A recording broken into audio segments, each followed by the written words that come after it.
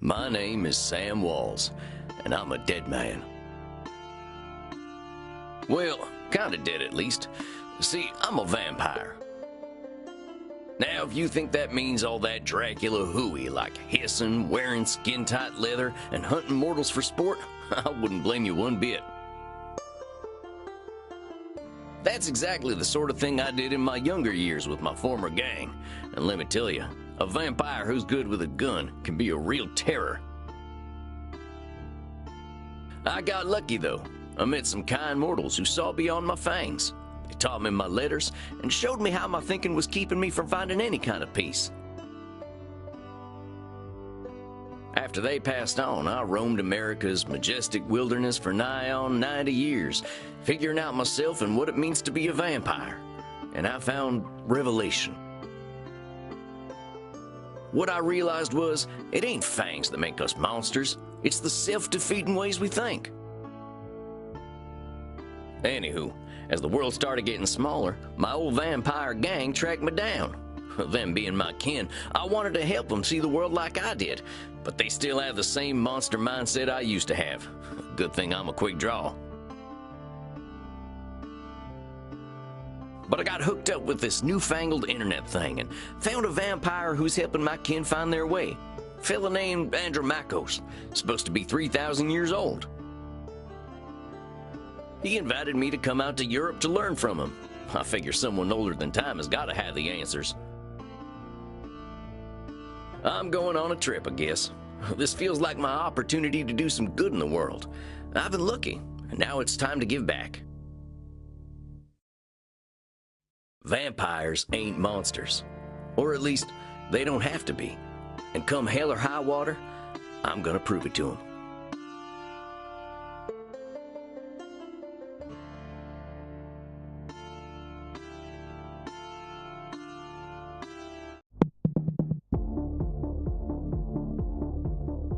Well, I think this is the address. Number 27, Clean Flitter Mouse Street. Sure is a hell of a lot of ruckus for this time of night. People stay up late here. Wait a minute. These folk are vampires. Better watch myself. Guten Abend, folks. Sprechen Sie English? Ja, hello, Alta. Are you here to party with us at the hottest club?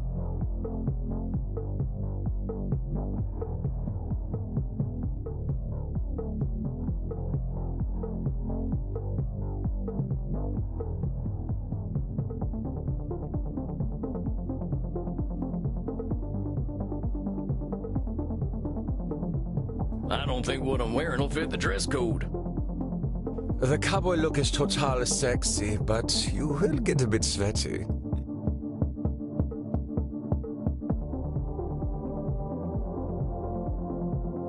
I hope we will all get a bit sweaty. Good thing we run a little on the cold side, huh? Don't worry, my Liebling. We make each other warm.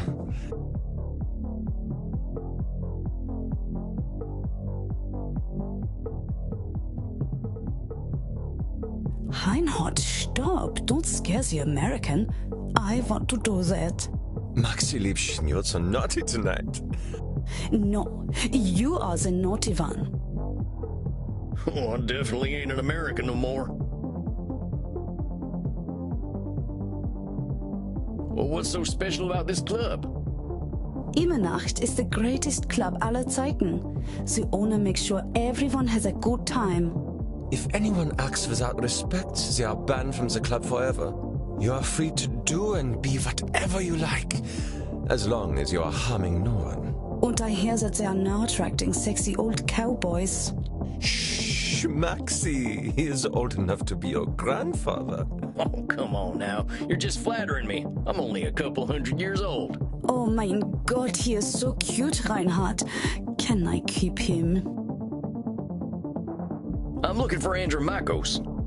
You mean the club owner? Ja, that is why we are here. If you're lucky, he will invite us to the private party at the end of the night. Well, what happens there? I think maybe it is too kinky for Americans to hear.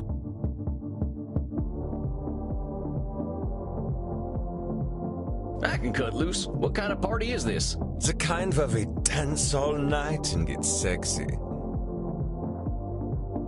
Oh, you're them kind of vampires. Ach so, there are better things to suck than blood, oder? Although we have to get past the bouncer first. If we do not, I'm thinking our night is ruined. Oh, wait a sec. There's something about what she just said. I can feel it. It reminds me of one of my revelations about the funny patterns in the way we vampires think. Well, let's see. One type of thinking I noticed I called hot branding. That's when we brand ourselves with names we can't get rid of. There's high noon mind. That's when we treat a situation like it's a do-or-die showdown. And there's saloon thinking. That's when we act either helpless or invincible, like we've just drunk a pint of moonshine.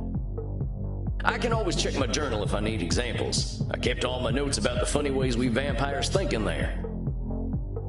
I think I know which one of them funny ways they're thinking in, though. Hold on, compadres. You seem like the kind who can make their own fun. I don't want to have my own fun.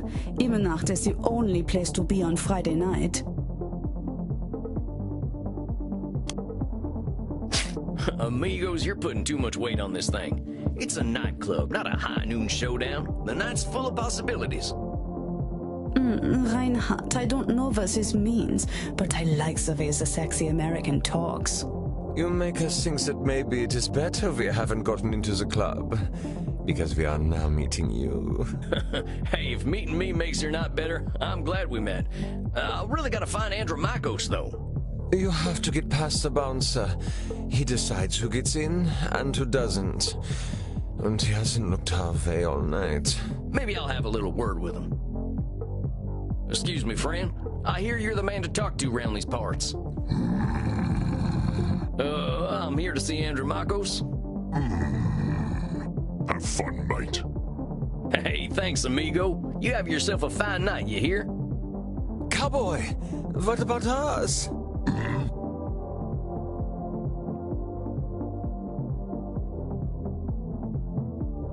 Yeah, sure, they're friends of mine. Have fun, mate. Well, come on, you two. We ain't got all night. Yeah! Dang, awful loud in here. Come on, my liver, dance with us! Oh, you kids have fun. I'll catch up with you later.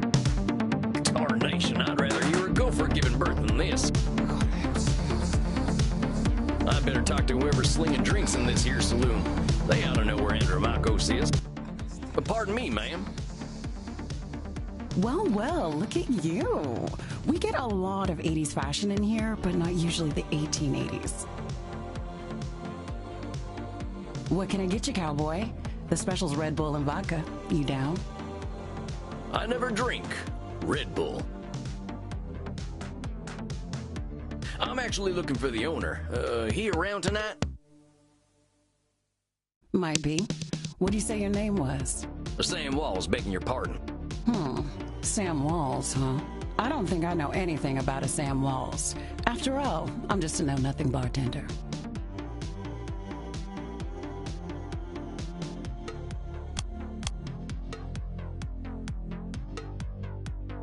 From where I'm standing, I see someone with style and confidence, not just a drink machine.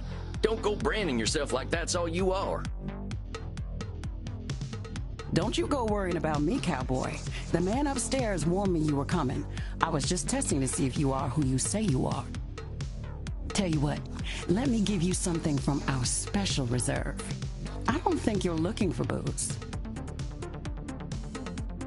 Well, thank you kindly, ma'am. I was wondering where the blood was. I met some vampires outside, so I figured this was a vampire club. You met some gods, honey. They're here to dance and have fun. So all these people are mortals? How do you think the head vampire gets his blood? They can't wait to share it with him. It's a special experience. He's the only real vampire here. Well, him and Bert. Bert? You met him already. Bert, shuffle on over here. This one's here to see the big guy. Show him upstairs, okay? Have fun, mate. Good luck up there, cowboy. Hope you find what you're looking for.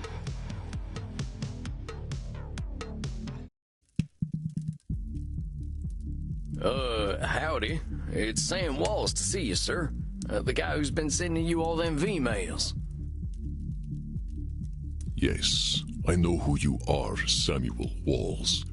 You have come here because you believe you can help our kin. The question is, are you first able to help yourself?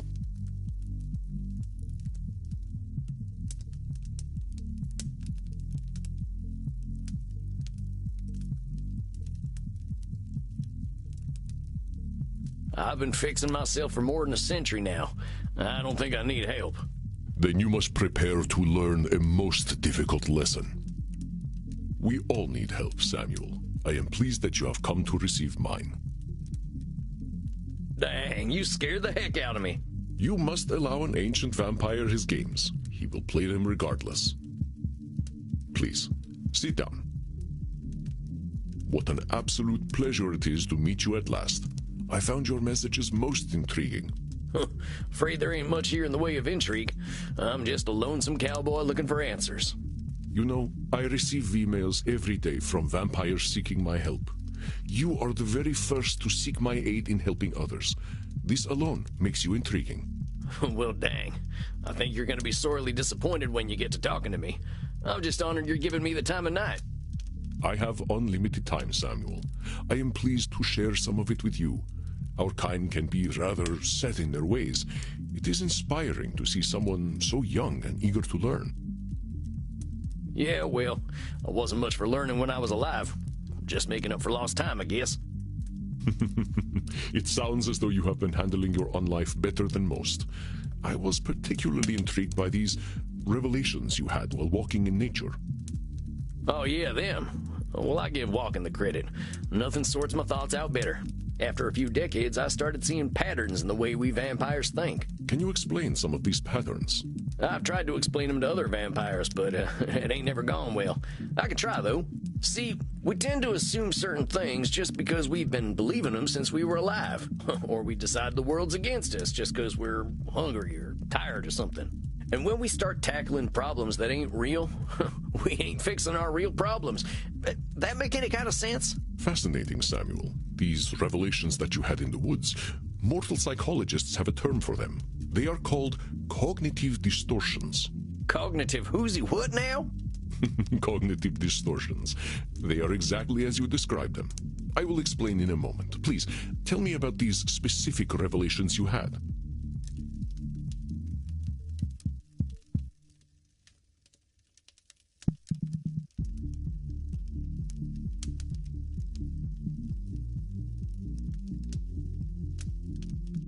Well, I noticed how we stress ourselves out by making everything a battle of do-or-die absolutes. High noon mind, I call it. Like that feeling you get right before a big shootout. I must confess I have no experience with this feeling. I engaged in mortal combat long before the age of gunpowder. But the sentiment you describe mirrors the words of my old friend Marcus Aurelius. He used to say that the magnitude of life's challenges often turn us into our worst selves.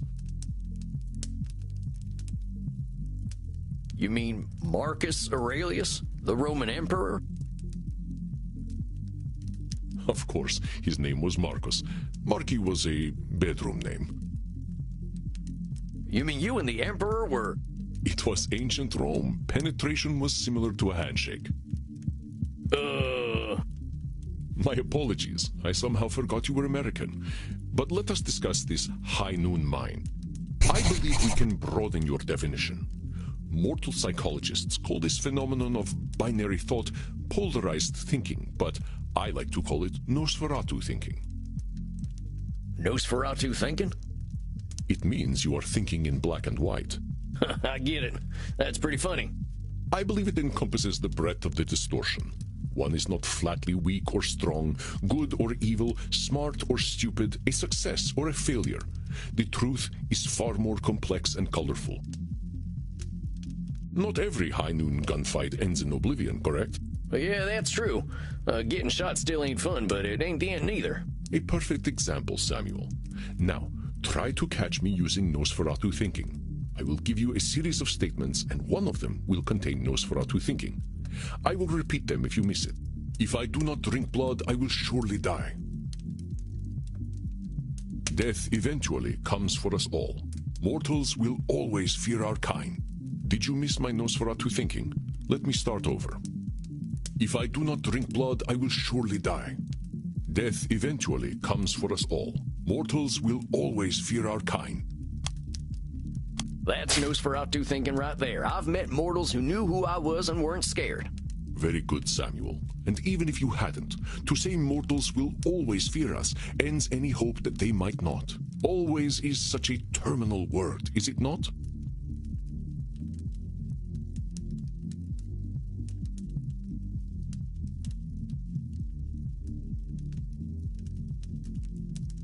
Would you like to discuss more of your revelations with me?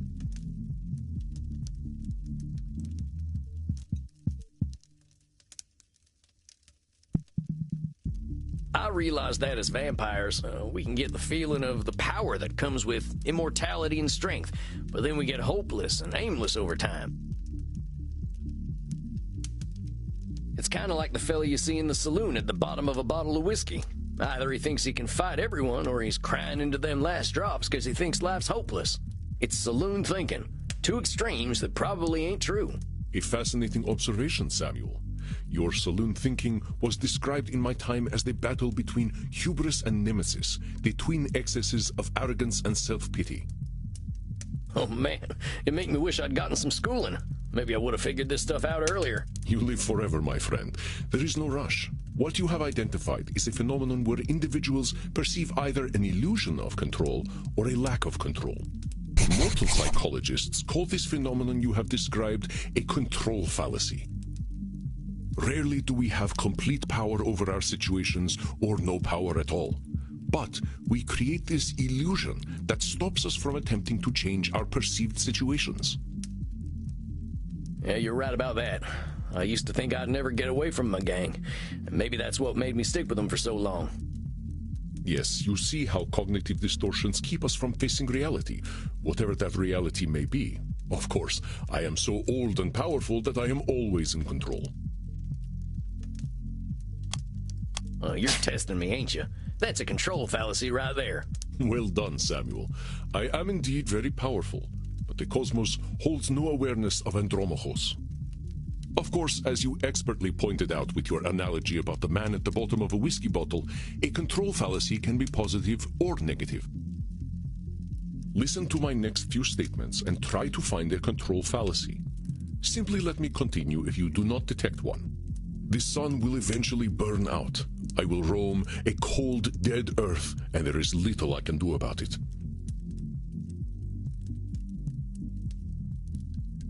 My kitty cat died. I shall be lonely forever.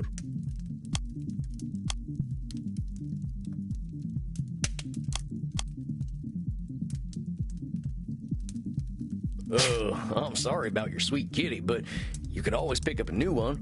Or there's lots of them just waiting for a loving home, so you don't need to be lonely. It was just an example, Samuel. Well spotted. But I do speak from experience. I felt this way once when a pharaoh I was dating had our cat mummified. I went into a murderous depression that nearly decimated the continent. But I had the power to help myself all along by adopting a new friend in need of a home. Oh, dang, don't let me get on your bad side. I doubt you shall see it, Samuel. Did you have more revelations to tell me about? See, I used to be in a gang. They were my whole existence. If you asked me who I was, I would have said, I'm a murdering bastard. Once I got away, I realized how small-minded that was. I was Sam before I was a murdering bastard, but that's how I was choosing to brand myself. My old gang's still around, and they're still branding themselves like that. They can't see themselves as anything but killers. Very astute, Samuel. I favor the clinical term, however, which is labeling. You correctly discovered that labeling is a reductive act. When we call ourselves names, even if we find them accurate, we create prophecies we are doomed to fulfill. For millennia, I thought of myself as a killer. It was not untrue that killing was how I made my way in the world. I was an unstoppable warrior and assassin. But with this label, I limited myself for ages. I did not only kill people, I also killed potential aspirations I might have had. See whether you can catch me doing some labeling in my next few statements. I am so old, I am ancient. Call me whatever you like, but don't call me late for dinner. How shall I describe myself? Yes, I am a mass murderer. It seems you have missed my labeling. Let us begin once more. I am so old, I am ancient.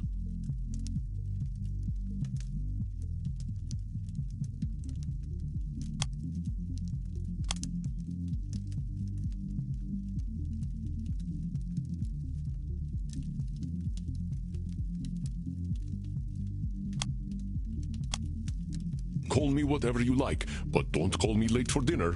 How shall I describe myself? Yes. Well, that's about as clear a labeling as it gets. Yeah, we vampires tend to do a lot of killing, but reducing ourselves to killers ain't doing us any favors. Excellent, Samuel. You are correct. Labels can be cages that we lock ourselves in. I was a mere murderer for most of my existence because that is how I labeled myself. Yeah, I did the same thing. Sam Walls, the murderer, reprobate, and good for nothing. Those are not how I would describe the Sam Walls I see before me. Did you have more revelations to tell me about? I think that's all of them. Or at least the ones that were the most obvious to me. That you recognize the concept of cognitive distortions at all is most impressive, Samuel. What took me nearly 3 millennia to understand took you merely 2 centuries. Oh, come on, you're just flattering me. I'm just a dope stumbling his way through one life. Are you now? Tell me, Samuel, what kind of cognitive distortion are you exhibiting when you call yourself a dope? Yeah, I'm doing some labeling. I gotta watch myself, huh? As long as we retain any humanity, we will have cognitive distortions.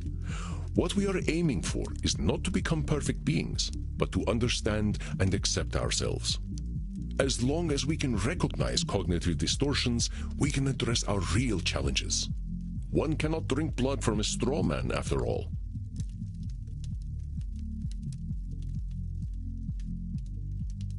Huh. I ain't never heard that one before, but I like it. If it helps solidify the concept in your mind, then I am well satisfied. I know you came to learn from me, so I will do my best to honor your good intentions.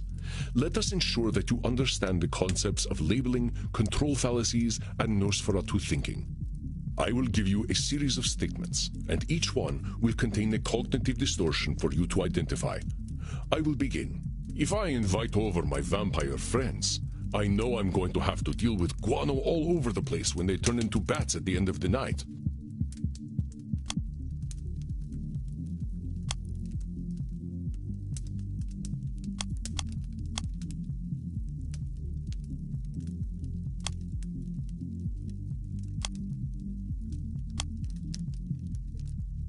Well, that ain't right. He's acting powerless, like a man clinging to the whiskey bottle.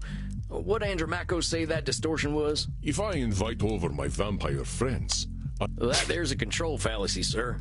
You're acting like you've got no control, but you could lay down some ground rules for guests, or some newspaper. or express concern to my friends that they have not been toilet trained. Very good, Samuel. Let me try another. I am Andromachus, the ancient darkness, the scourge of the Mediterranean, the mortal's bane. Well, that's definitely some intense labeling. Those are some hard names to get over. You are not wrong. Those names followed me for millennia. It was most stifling. Let me try another then. If my club's revenues do not significantly increase, I will end up living on the street. There's huge space between making a ton of profit and living on the street. Indeed, you are correct. I run my club at a considerable loss, but 3,000 years of banking interest means that money is not really an object to me anyway. Samuel, now I am not only intrigued by you, but also impressed. I would very much like to teach you my ways, but I must demand something of you first. Anything. I'm here to learn. You must receive therapy yourself. I will not have you seeing clients without a commitment to your own mental health.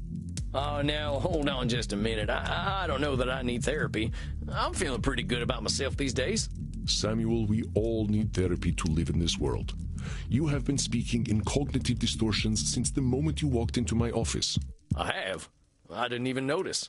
They are most insidious, but I am here to help you identify and challenge them. You have walked alone for too long, Samuel. Allow me to share my experience with you. Well, all right, if you say so. I appreciate your taking the time to work on this, old cowpoke.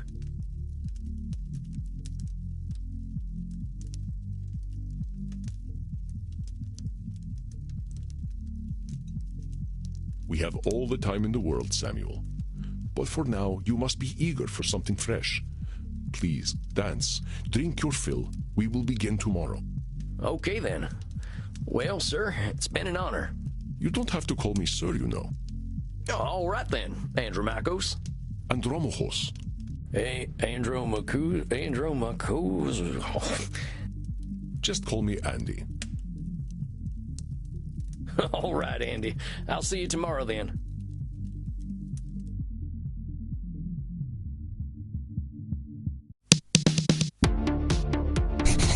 Dang, look at all them mortals, sweating, blood pumping. I am thirsty. There ain't no power on this earth that'll get me on the dance floor. Maybe I'll see if the bartender's got anything for me. If it isn't Clint Eastwood again. How'd it go, cowboy? Seems I'll be sticking around. Guess I'd better get used to things around here. Good to hear. About time someone helped Andy with his work. Seems you vampires have a lot of problems to fix. Name's Crimson, by the way. Fine meeting you, Crimson. How do you know so much about what Andy's doing? Pillow talk. I'm his blood partner. No shit. How's a mortal get hooked up with an ancient vampire? I'm a rock climber. I stumbled into one of his lairs in Madagascar, found a cave while climbing a mountain, and there he was, naked in a hot tub.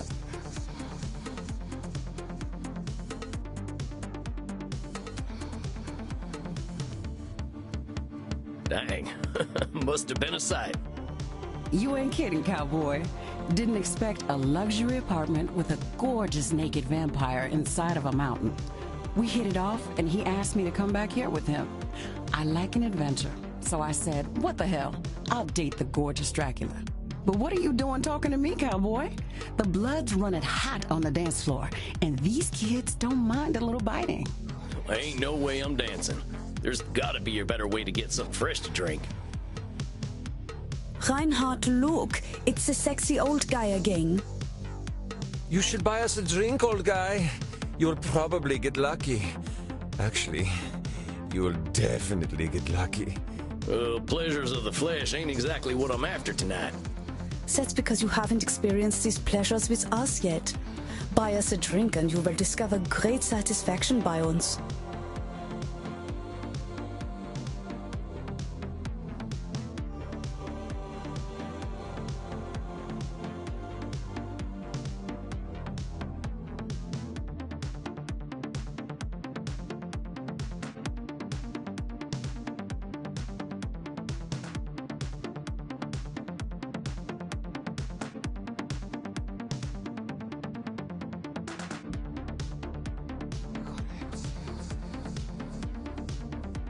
I ain't buying you a drink. You ain't exactly my type.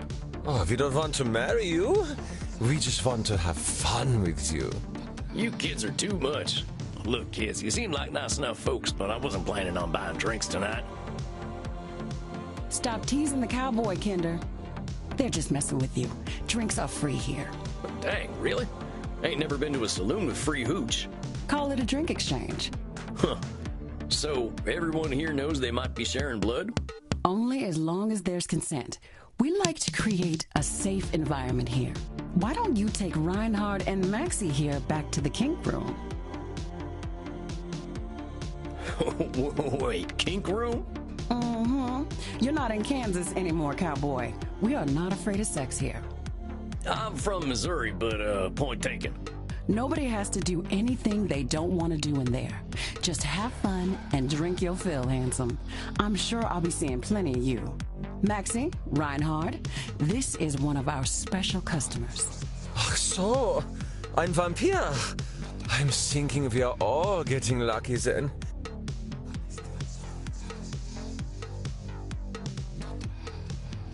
My neck throbs with anticipation. Dang. Guess I'm going to a kink room then. Thanks, Crimson.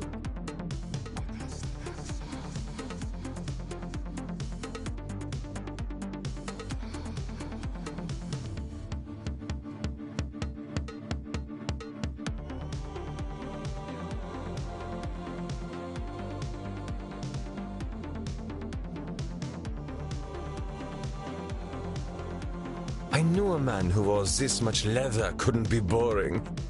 Yeah, well, you got me pegged. Is that what we are doing now? Give me the document and I will sign myself up for it. I really ain't in Missouri no more. Look, I'm more into biting. Oh, your teeth look perfect. Are you going to bite me with those? That's the plan. Who's going first? Oh, me. Well, step right on up.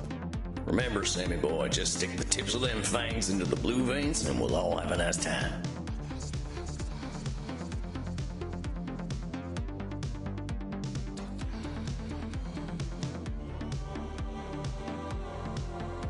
Oh, das hat sich gut angefühlt. Oh, that's a good thing. Is it my turn yet? Sure thing. Come on over.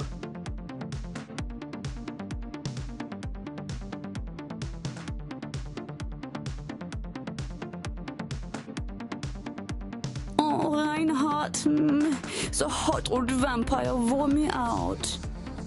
Me too, Maxie. I feel as though I have set up a mail server. Reinhard, mein Sucke Fledermaus. Ich bin so müde, sexy zu sein. I will get us a taxi cab, Liebchen. Und du, cowboy? Next time we will talk about that thing you mentioned earlier. Oh, right, that thing. Now that I've had something to drink, I should probably get to my coffin.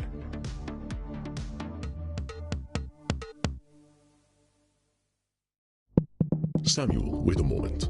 I see you got your fill. Are you heading out? Yeah, I figure I could use some shut-eye. I locked up my coffin over at the storage center. Storage center? Please, you can use my guest coffin. I insist. You must be well rested for the challenges ahead.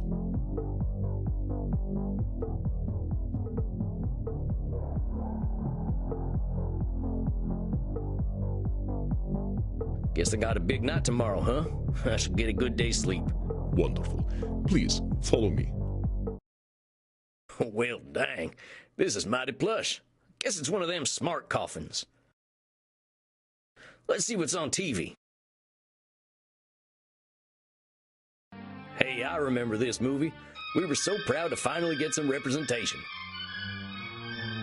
Not sure I should stay up watching movies, though. Well, ain't much else to do in here. I think it's about time I hit the hay. Hope I'm cut out for all this.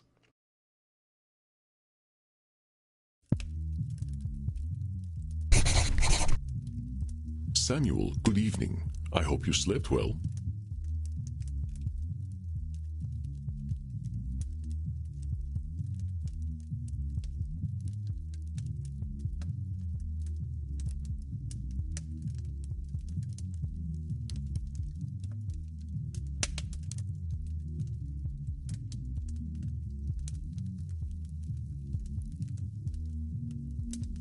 Like the dead, as they say. I was hoping to save you some breakfast, but I've already sent them on their way. Oh, that's all right. I'm still pretty full from last night. Them goth types were practically throwing themselves at me. I am not surprised. Perhaps I should be concerned that some of my guests will follow you home. Well, gosh, if I still had mortal circulation, I'd be blushing. Why are you so embarrassed, Samuel? Ah, hell. Guess we should just save it for therapy, huh? We gonna get started now? If you like. Why not? I'm eager to get going. Let loose, Doc. Very well. Let's start with the first question any therapist asks then. What brought you to me? Why is becoming a therapist so important to you? Well, gosh, I remember what it was like. Being all angry, hungry, and scared all the time. It ain't no way to live. When I see vampires acting the way I used to, I just need to show them there's more to unlife. And why is that up to you? You, of all people, know how lost our kind can be. Preying on the weak, dating mortal high schoolers. I've got to make them see their potential. That's what I'm here for. I know it. That is a lot of responsibility to place on yourself. You got a funny look in your eye. Am I doing one of them distortion things? You are most perceptive. Yes. Perhaps you can tell me what it is. When you say you are here to make vampires see the world differently, in what way are you distorting reality?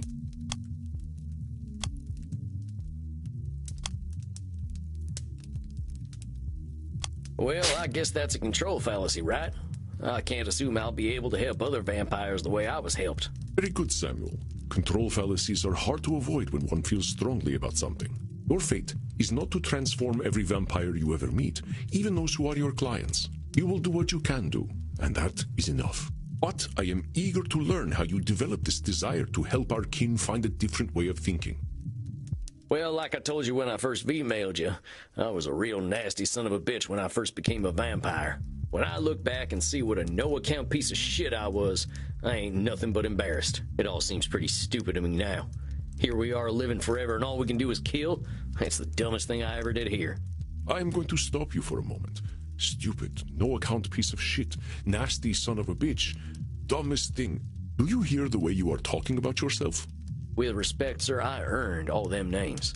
I killed women and children. Half the ghost towns out west are my doing. I didn't think of nobody but myself.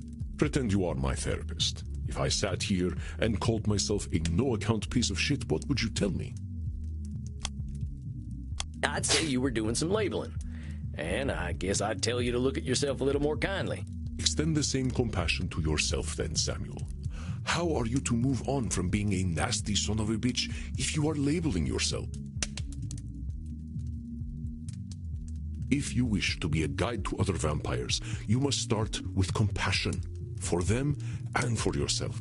So, now that you've gotten all that horrible name-calling out of the way, please tell me, how did you find your sense of purpose? Well, I was on the run, you see. The Wild West was ending and the Pinkertons were starting to get the better of my gang.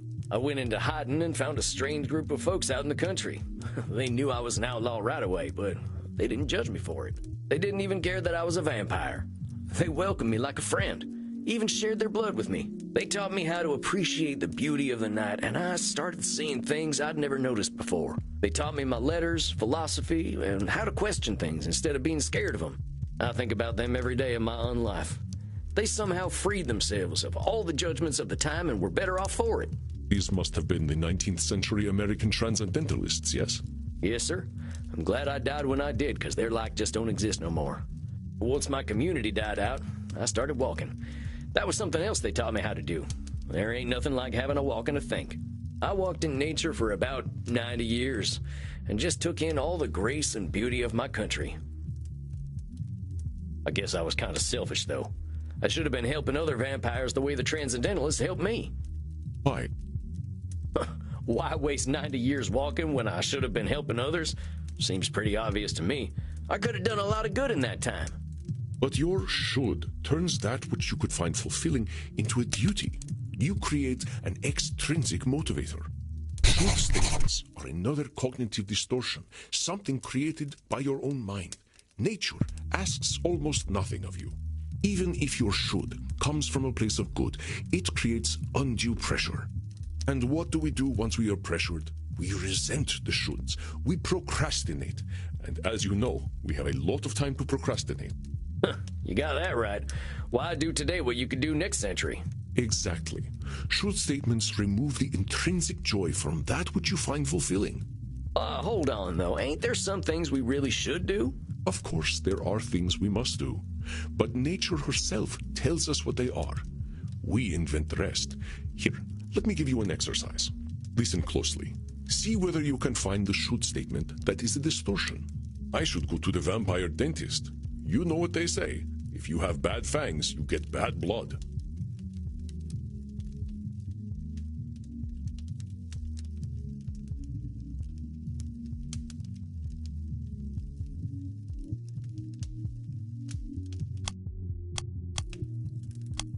I should drink blood today. I should take my blood partner Crimson out on a date. I should be wary of sexually transmitted diseases. Did you miss my should statement? Let's try again. I should go to the vampire dentist. You know what they say. If you have bad fangs, you get bad blood. I should drink blood today. I should take my blood partner Crimson out on a date. Saying you should take Crimson out on a date is a should statement. You've turned something you want to do into something you have to do. That's right, Samuel. You know, I couldn't be more pleased with you. Your time in nature was clearly well spent. Well, thanks, I suppose. But if you don't mind my saying so, I hope you're treating that mortal lady right. Thank you. Please, ask her yourself. I imagine she would share her blood with you. You look like her type.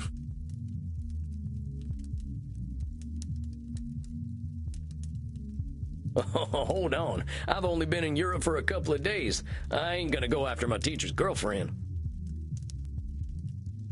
She does what she wishes, and that is why I chose her as my blood partner. Samuel, even if it beats no longer, you have a good heart. I think you will be an excellent therapist. So far, that good heart of mine hasn't amounted to much, but I'm willing to give it my best shot. You are uncomfortable with praise, aren't you, Samuel? Every time I say something positive, you find a way to negate it. I just don't think I should be doing any bragging. I spent my first 50 years killing. I spent the next 90 walking in the woods. I've tried to walk a better path since then, but I ain't no saint, Auntie. I did not say you were. Having met several so-called saints, I can attest that none of them were either. I understand your discomfort, Samuel. I, too, have done terrible things that I cannot erase. But is erasing the good I have done worthwhile? Well, I guess when you put it like that, it sounds kind of silly. It's another cognitive distortion, one that mortal psychologists call disqualifying the positive. I understand that the actions of your past are difficult to bear, but what we are here to do is accept reality, with both its positive and negative aspects. I am not saying that you should disqualify your negative actions, but merely note when you disqualify the positive ones. Let us try an exercise. See whether you can challenge me when I disqualify my positive deeds. I am Andromachos, one of the most powerful vampires alive. Before I became the vampire I am now, I did exceptionally terrible things. I have defiled the innocent. I have killed countless people. The good I now do pales in comparison to the evil I have done.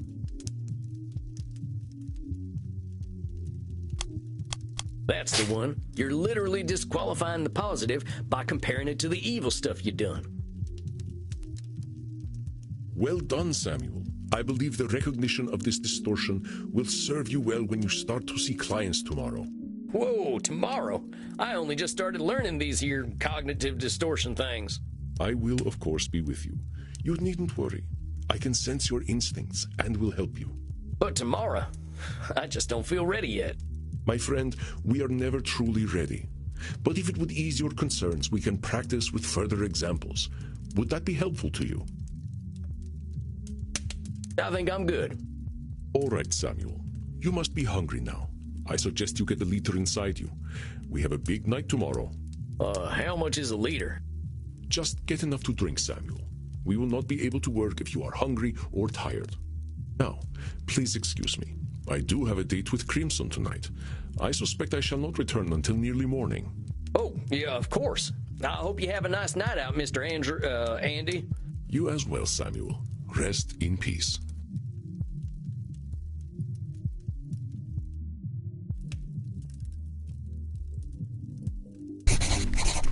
Ah, Samuel, glad to see you are awake. Your first client is on his way. What, already? Look, Mr. Andy, sir, are you sure I'm ready for this? These are people's brains I'm messing with. Fear not, my friend. You are a powerful vampire in your own right.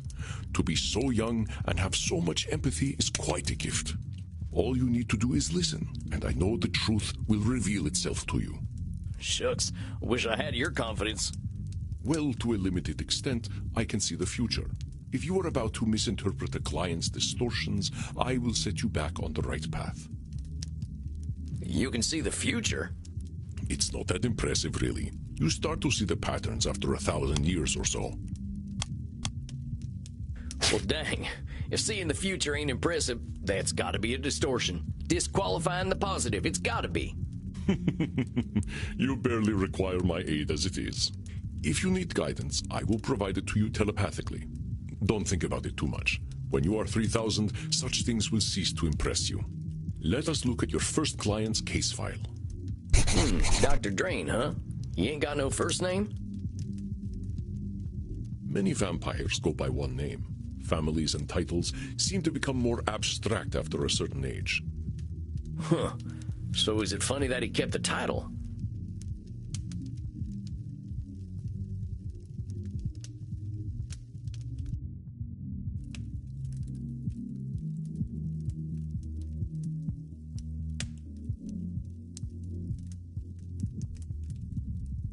Indeed. You catch on quickly, despite your habit of disqualifying the positive. I will let you work now. I shall be meditating in my coffin, but I will sense when you need my help. But Samuel, I know you can handle this. Be yourself, and all will be well. Satan bless it all, I hate flying! Hey there. God's blood, what on earth are you? My name's Sam. I'm the new therapist. Make yourself comfortable, Dr. Drain. And American as well. Good God. It's not enough for you lot to take over the world of the living. Even the halls of the dead aren't safe from you. Oh, well. I suppose your lot are all into this touchy-feely stuff, aren't you? And ignorance, even American ignorance, is bliss, I suppose. Oh, sweet ignorance, how I do wish I knew thee.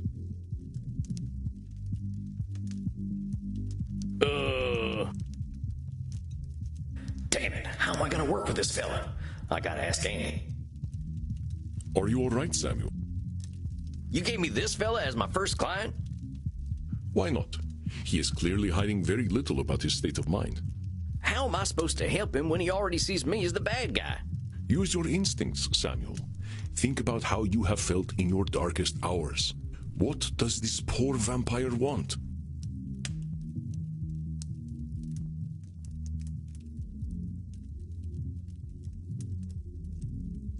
I think he just wants to complain. Perceptive, Samuel. He can hardly stop himself, can he? So, what, I just let him complain? Of course. Just give him a starting point to let it all out. It will make him feel better. Well, if you say so. Don't worry, Samuel. You are doing wonderfully. I will release your time now. Well, are you just going to sit there? I was just gonna ask how your trip here was. My trip? My trip was bloody wonderful. Until my familiar got a flat tire and I had to fly 30 kilometers here as a bat. I hate being a bat and I hate flying. Do you know an owl tried to eat me? Me, a creature that has lived for centuries, treated like common prey. I'm surprised he was even interested. You should see what an ugly little beastie I am when I transform. All I could do was screech and squeak until he went away. Well, I suppose I'm alive, in a manner of speaking anyway. You all right there, pal? Yes, I'm fine. Well, I'm not, of course. I wouldn't be here otherwise. But for the sake of conversational integrity, fine. I take it you've read my case file and know why I'm here?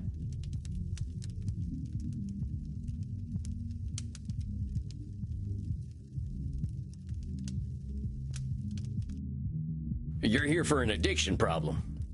Yes. Embarrassing, isn't it? Well, what's to be embarrassed about?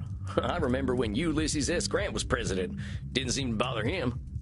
Oh, well, of course. How wonderful it is that I share the mental failings of people who only live a single lifetime. Hey, come on now. There's a part of us that's still mortal. Can't help that, just like we can't help being dead. So I'm discovering. Look, I just need some tips and I'll be on my way. Just give me all the tricks, whatever one does to make addictions go away.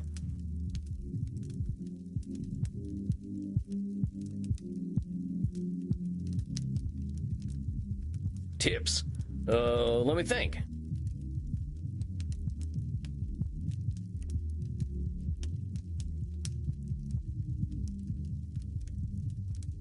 Partner, there ain't no tips that'll magically cure you.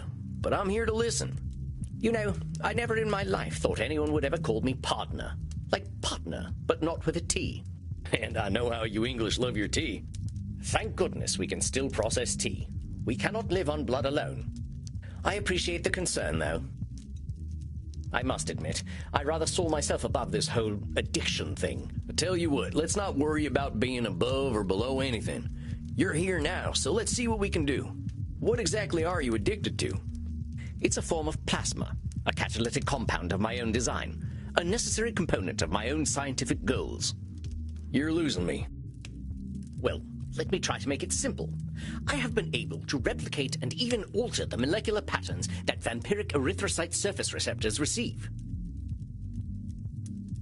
Our unique physiology gives us an increased ligand affinity, which is how we are able to process blood the way that we do.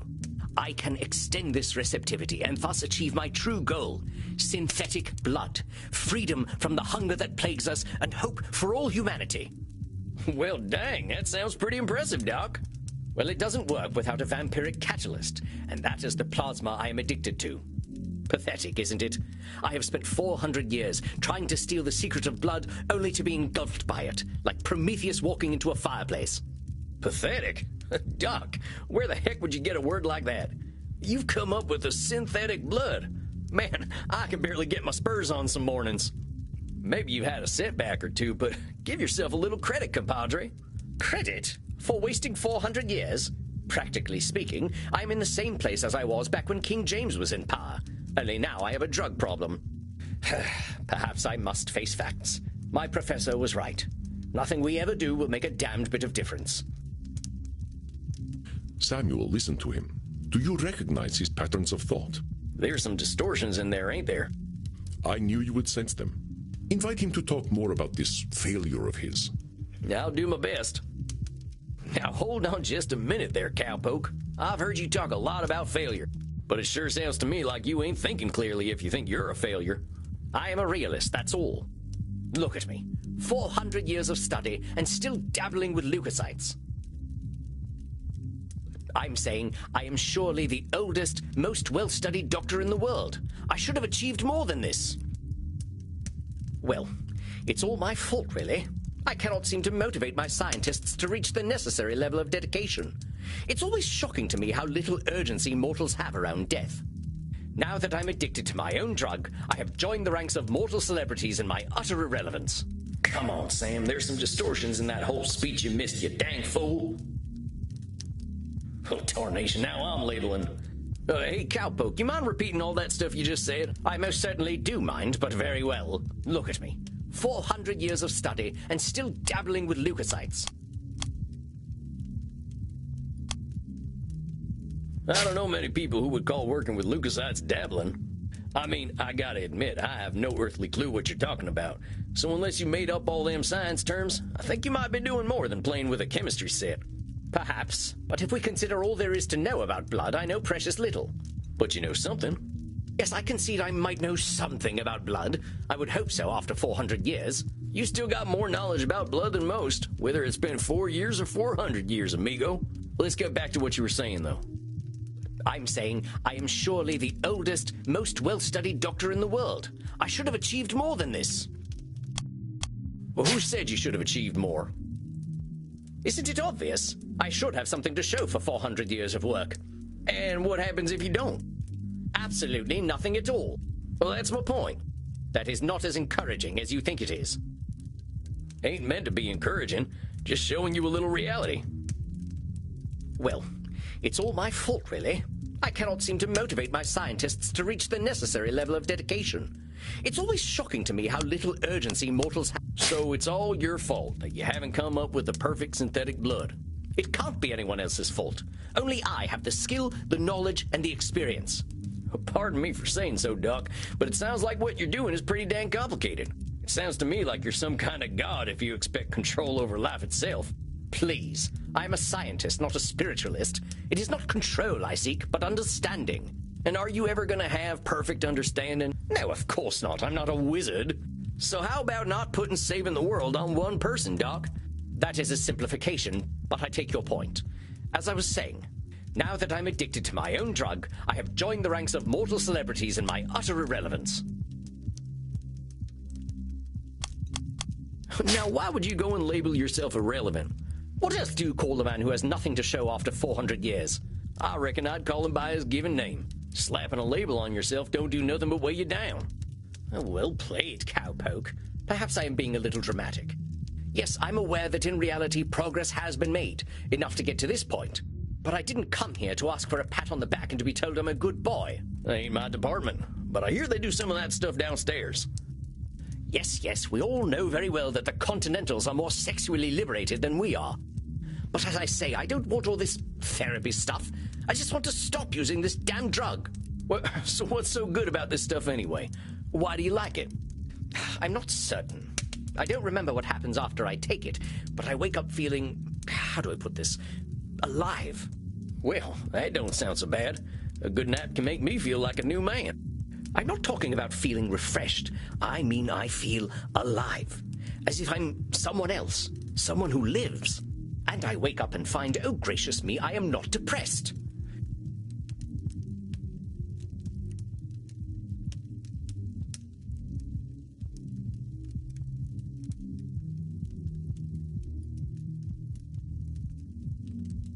You mean to tell me that you're going to sleep depressed every night? Oh, nothing of the sort. Oh, well, I'm glad to hear that. You are assuming that I can simply go to sleep and my global scientific enterprise will run itself. Oh, wait just a gosh darn minute. You're telling me you don't sleep? Yes, it's not as though we can get much deader already, and I have work to do. So you're not sleeping, and you're always depressed. I think we're starting to get somewhere. Oh, don't be such a bumpkin. If you are a sapient individual, aware of the world around you, depression is the only sensible reaction. It has nothing to do with sleep. Come on now, it's a big world out there, and different things are depressing to different people. Everyone reacts to things differently. Ain't it true that a sensible person, as you call them, might even be a different degree of depressed? Very well, I suppose I might have been using a bit of mild hyperbole. Mild is putting it mildly, buckaroo. Buckaroo? Now I'm even more depressed. Regardless, I didn't come here to be a whiner. Oh, boo-hoo, on life is hard. Yes, we all know it's hard.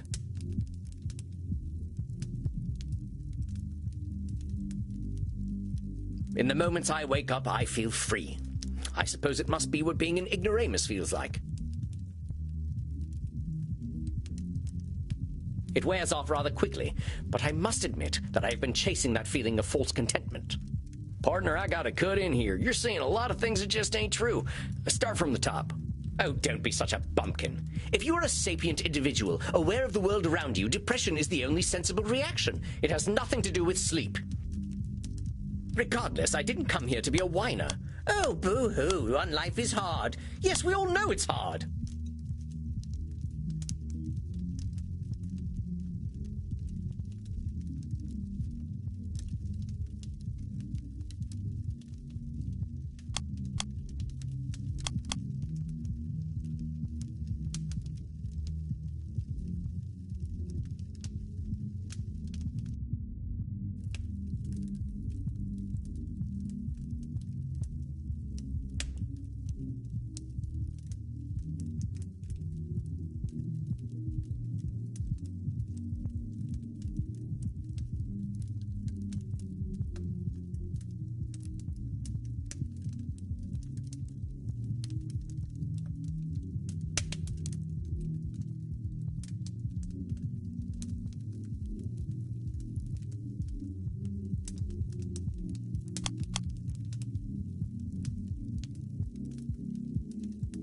Dr. Drain is calling himself a whiner for being sad.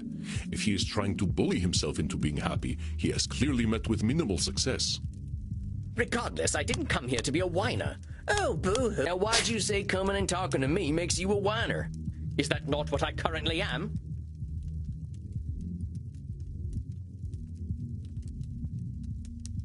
Sounds to me like you're expressing yourself. Whiner is the word you used.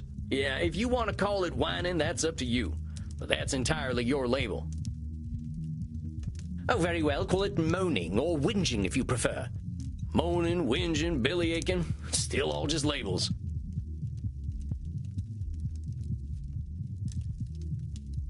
I don't believe I shall be using the term bellyaching in any case. But as I was saying, in the moments I wake up, I feel free. I suppose it must be what being an ignoramus feels like. So you're telling me you feel good when you wake up, and then you call yourself an ignoramus? Before you even get a chance to reflect on feeling good, you're insulting yourself. That's what I like to call disqualifying the positive. I'm simply stating facts. Stating facts shouldn't impede an argument. What good is that fact doing anyone? It's about as useful as an empty holster. Lest I somehow forget that you are a cowboy. About this drug, though. Oh, very well. I suppose I might be discounting my experience. I don't know how to say this, amigo. You really don't like letting yourself be happy.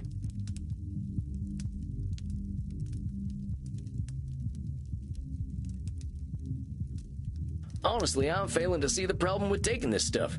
Seems like it's making you get the rest you need, and it makes you feel good. What's the problem? First of all, I do not need to rest. And partaking of this plasma does have downsides. What kind of downsides? I do not know what happens when I partake of the substance. However, when I wake up, I feel refreshed. But I also smell of blood and sex. Once I even woke up wearing a football jersey. It was most distasteful. I guess you must be having some kind of good time. That is not my idea of a good time. I'm Dr. Drain. I am intelligent and worldly, not some ill-bred monster. I don't go gallivanting into godforsaken places to engage in depraved coitus and the consumption of dirty blood. It sounds to me like you're real good at denying yourself things. Well, I should be better at it. You know, Doc, a wise old vampire recently told me something I'm about to tell you. You keep talking about the things you should be doing. You, compadre, are shoulding all over yourself. Oh, well, that is vivid, isn't it? I can now add incontinence to my already considerable list of faults. I'm being serious. I'm listening to you tell me I should be doing this, and I shouldn't be doing that. But who gave you all them shoulds and shouldn'ts? I don't know. It shouldn't matter, should it? I've been dead for over 400 years. It's the oldest stuff that sticks with us, amigo. We all got traumas. Heck, we're dead men. That's traumatic no matter what. What we gotta start with is you. You've been through a lot. Don't rope yourself up so tight. Listen, we're doing good work already, I know it. Now, let's not push too hard. I would really like you to think about where all them shoulds are coming from before we meet again. And be good to yourself, all right, partner? Don't feel like you gotta go cold turkey on that plasma stuff. Yes, well, all the same, I'd rather not do it at all. Is that actually gonna happen, though? It might. You're dipping into it tonight, aren't you? I was thinking about it. All right, partner. Just give yourself a little compassion. That's all I'm asking. I'll admit, you've given me some things to think about. Not pleasant ones, mind. You can handle it, partner. You're way smarter than I am. Yes, well, that is certainly true. Very well. I shall do some reflecting, inasmuch as our kind can reflect. I shall see you in precisely 4 weeks, then. Farewell, Sam.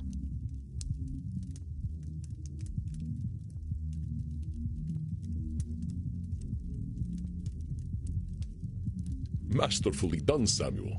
I knew you would do well, but that doesn't make me any less pleased.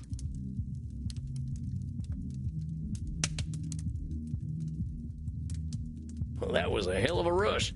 That fella's holding on tighter than a holster to a gunslinger's hip. It felt real good to help him look at himself a little more kindly. Good, Samuel. Treasure this feeling, but also rest. Go downstairs, get something to drink, relax in your coffin. Next week you shall see a new client. I think they will be an interesting challenge for you. I bid you good evening, Samuel. Rest in peace. You too, Andy. Well, I guess it's time I got me some grub.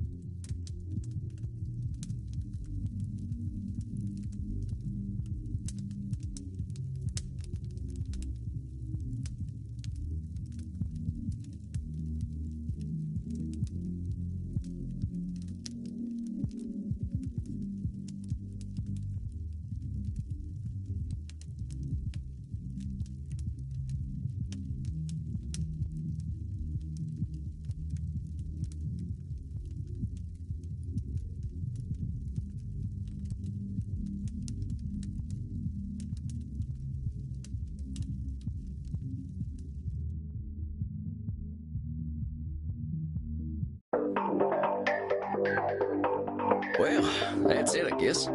My first client. Can't believe I'm doing this therapy stuff already.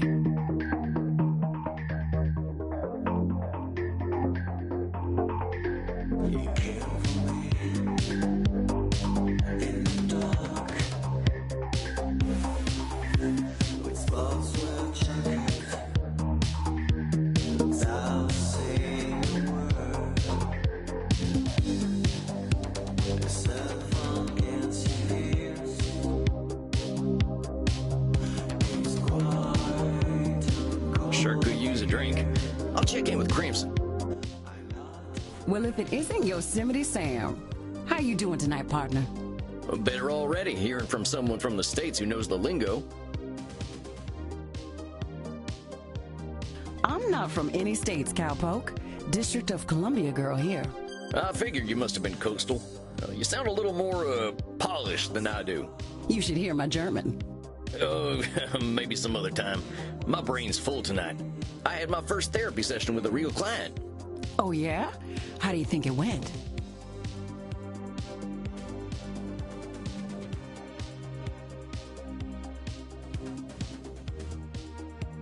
I reckon it was a bullseye on my end.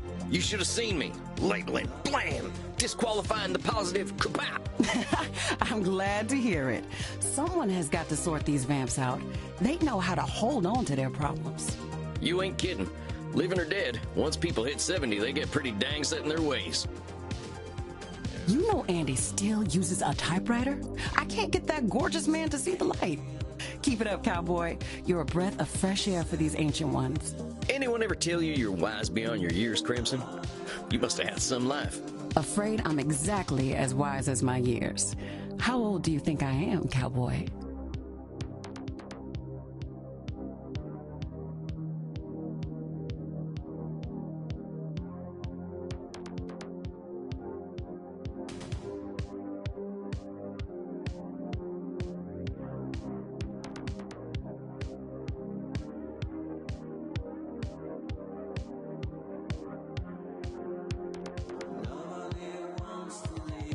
You're somewhere around 30, right? Close, but very far away. I'm 50 years young. 50? I died around that age and I looked like shit. But you ain't a vampire. Like I told you, I'm Andy's blood partner. He shares his blood with me too, just not enough to turn me into one of you. I've been 30 for a good while now. But you ain't joining our team? Sounds like a story. Not for tonight, buckaroo. I bet you're thirsty after a big night. Andy told me to give this to you.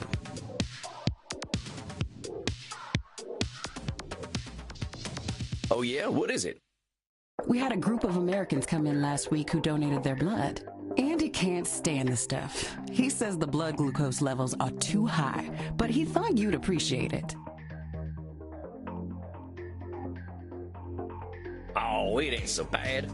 I gotta ask though, what does Andy's blood taste like? To me, it tastes like life itself, cowboy. I ain't sure I understand. Never you mind. Look, Tex, I've got some customers to serve, so go enjoy your juice, okay? Oh, of course. I'm keen to get some rest anyway. You have yourself a fine night, Crimson.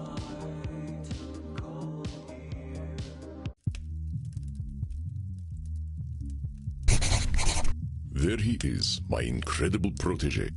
Come on now, I have no idea what I'm doing. Evidence stands against that reasoning, my friend. Do we need to talk about disqualifying the positive again? All right, I get it. I guess I've been muddling through okay. You've been doing wonderfully. I hope you are ready for a bit of a challenge tonight. Your next client has been known to be somewhat difficult. Here, look at her intake form. Isabella Deste. Dang, she's got some funny taste in hats.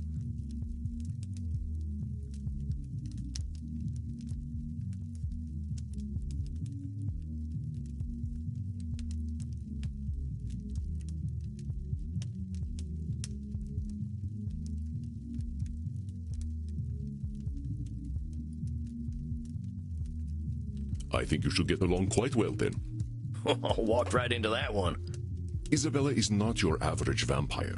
She was once the powerful matriarch of one of the most influential families in Europe. She fraternized with popes and kings, and she also wielded great power over the art world. Some say that she was the model for the Mona Lisa. One of them highfalutin types, huh? I don't think she's gonna like me much. She is as human as any of us, Samuel. I already know you will find a way to relate with her. If you say so. Remember, you can always seek my advice if you feel lost. You are not alone, but I hear the beating of elegant wings. Breathe, Samuel. Oh, and do be polite. Goodness. So you are the new therapist Andromachos told me of.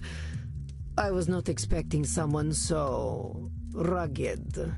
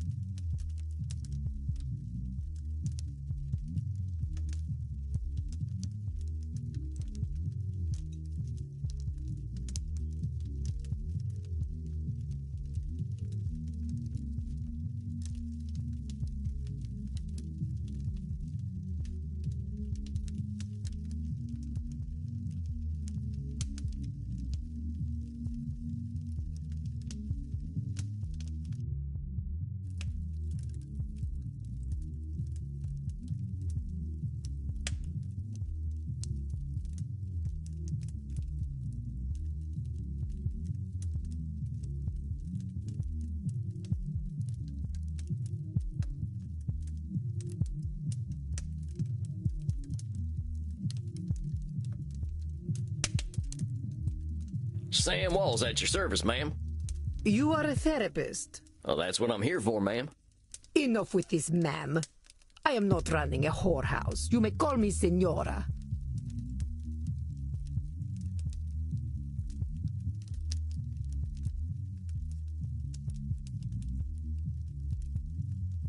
All right, Senora. You have seen my what? Have you been peeking under my skirts, young man? Huh? What are you talking about, lady? Signora. Say it. Signora. Signora! Signora! Signora? Porca miseria, this is not going to be easy, is it? Therapy ain't never easy, Senora. So, therapy is always easy then? I said it ain't never easy, Senora. Is therapy easy or is it not? Not, I guess. Oh, how are we to examine my inner demons if your own speech is so diabolical? You know what? Let's start over. Greetings and salutations, Signora. I am most honored to receive you in my humble office. Very well. I'm just here to help, Signora. It says here on your intake forms that you've been having a tough time lately.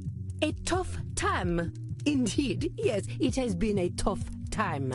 The realization that not only am I a corpse, but that I have been a useless corpse for nearly 400 years is a tough time. So what set off this feeling that you're a corpse? I saw a film at the cinema. Hey, I love the cinema.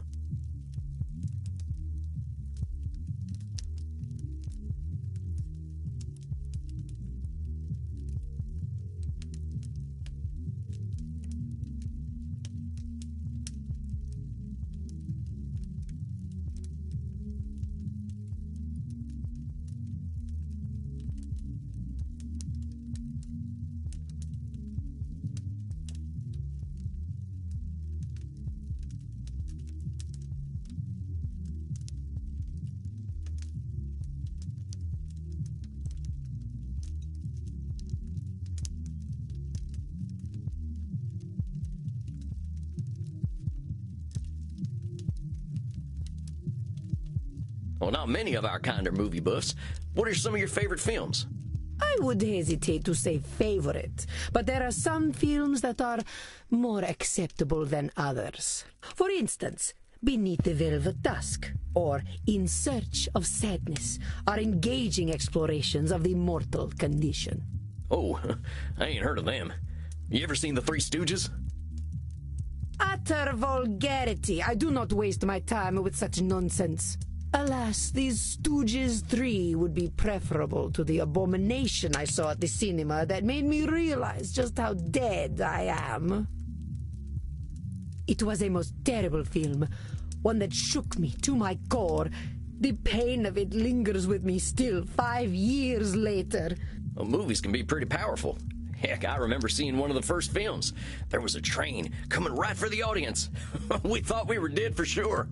This film was not powerful, it was meaningless. It said nothing, did nothing, less than nothing, as loudly and garishly as possible. And the audience, fools that they were, cheered, applauded this desecration of the mind. I hate this film with all my being, for it has done the cruelest thing. It has revealed the dark truth. This life that I cling to has no purpose.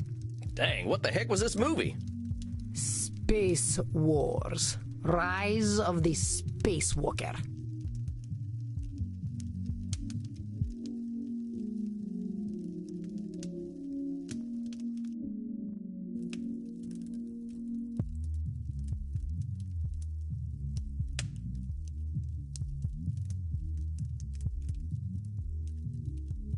Wait a minute. Space Wars, the big science fiction franchise?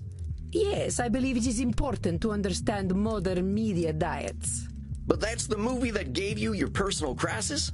Mind your tone.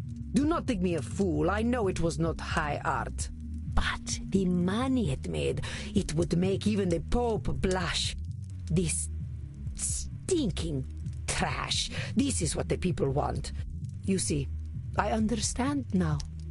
My attempts to infuse art with meaning were pointless. All that I am, all that I ever was, is dead.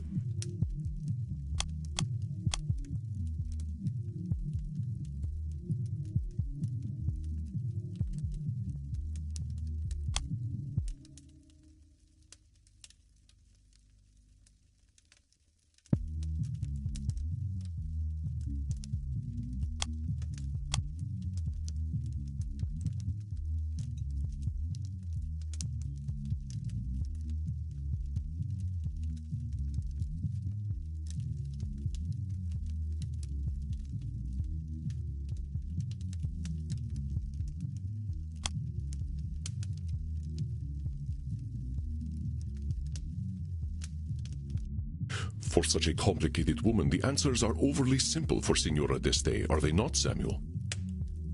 You see, I understand now. My attempts to infuse art with meaning were pointless. All that I am, all that... You don't seem that dead to me. We're having this conversation, ain't we? You ain't just lying there decomposing. It is no different. I might as well be rotting in the ground. I think you might get pretty bored. Are you getting smart with me, boy? Look, I'm just talking facts. If you're saying all you are is dead, I think you might be doing some Nosferatu thinking. It ain't black and white. You're here. But let's go back to what you were saying. Once, I elevated art, and all the world benefited. Why have I lost my power to elevate art now? All the world benefited? There's a lot of people, and they got a lot of different preferences. You can't get them all, can you? But I could, once upon a time. You can't reach everybody, Signora. I hadn't even heard of the Mona Lisa until about 1911. Did you have any schooling whatsoever? No, I didn't. But I don't think anyone in my time knew about the Mona Lisa either. Oh, how wonderful. You add to my despair. I'm saying you can't reach everyone, even in your own time. That is true. I doubt the rabble had much of an opinion about the so-called great masters. We only know what we know. But you were saying... It was all for nothing. What good was guiding Da Vinci when they sell the Mona Lisa on beer coasters? Oh, come on now. Just because the Mona Lisa's been on a coaster doesn't mean that's all it's ever been for. I think you might be downplaying just what an impact you've had on the world. The world needs no help from me to reduce my life's efforts to cheap commodities. So just because something gets printed on a t-shirt, that cancels out everything that's good about it? Yes, that is exactly what it does.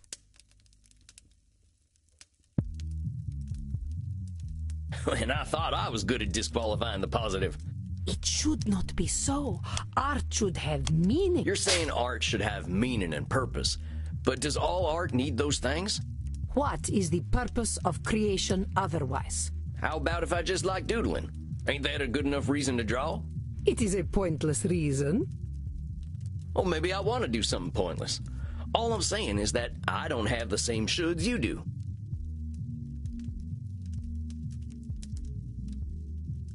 Perhaps you should. But I don't. I'm gonna do what I'm gonna do.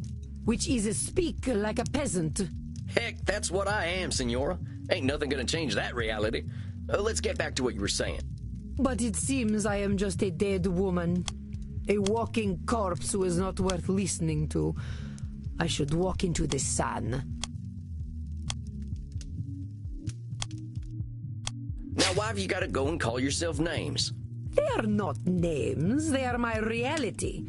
I am a dead woman, and I am a corpse, am I not? Is that all you are? This is how I am defined by the world. Seems to me you're the one using them names. Hell, I think I'd be a little afraid of calling you a corpse. As you should be. Allow me to continue.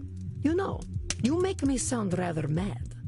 Like an old woman, railing at the world, screaming into the void, all to no purpose.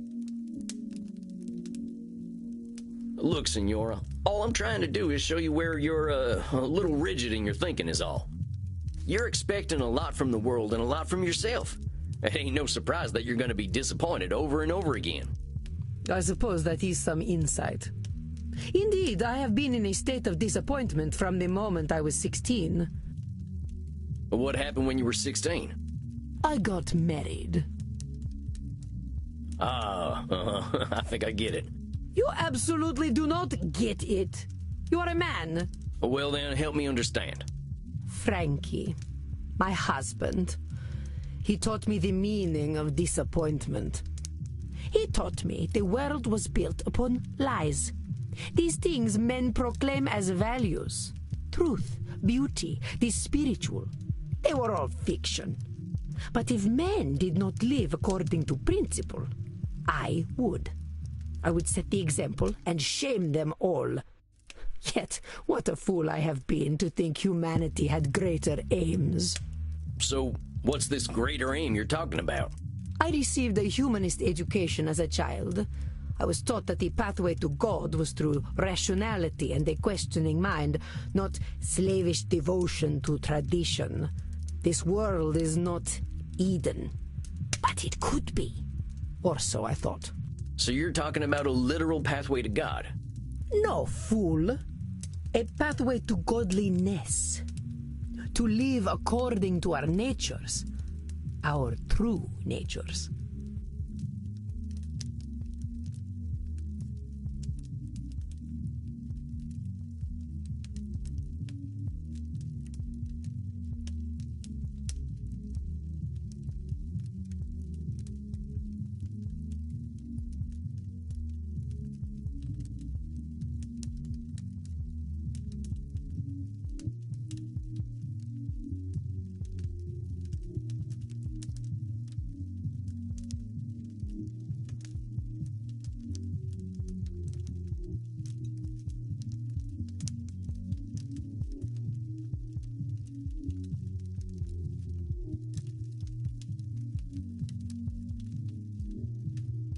Oh, you mean being Italian?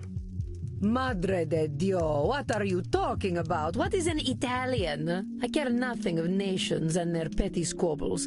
Like mortals, they die and are forgotten. Oh, sorry. I just figured on account of the accent and all. What accent? Never mind. Well, talk to me about this pathway to God. How do you reckon we find this path? I reckon nothing. I've always known that we can find our way back to God by fulfilling our human potential to be the greatest souls possible.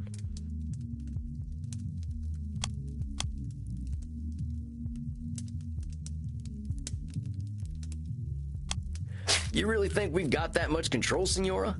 All we got to do is be perfect, and then we've got our pathway to the Almighty?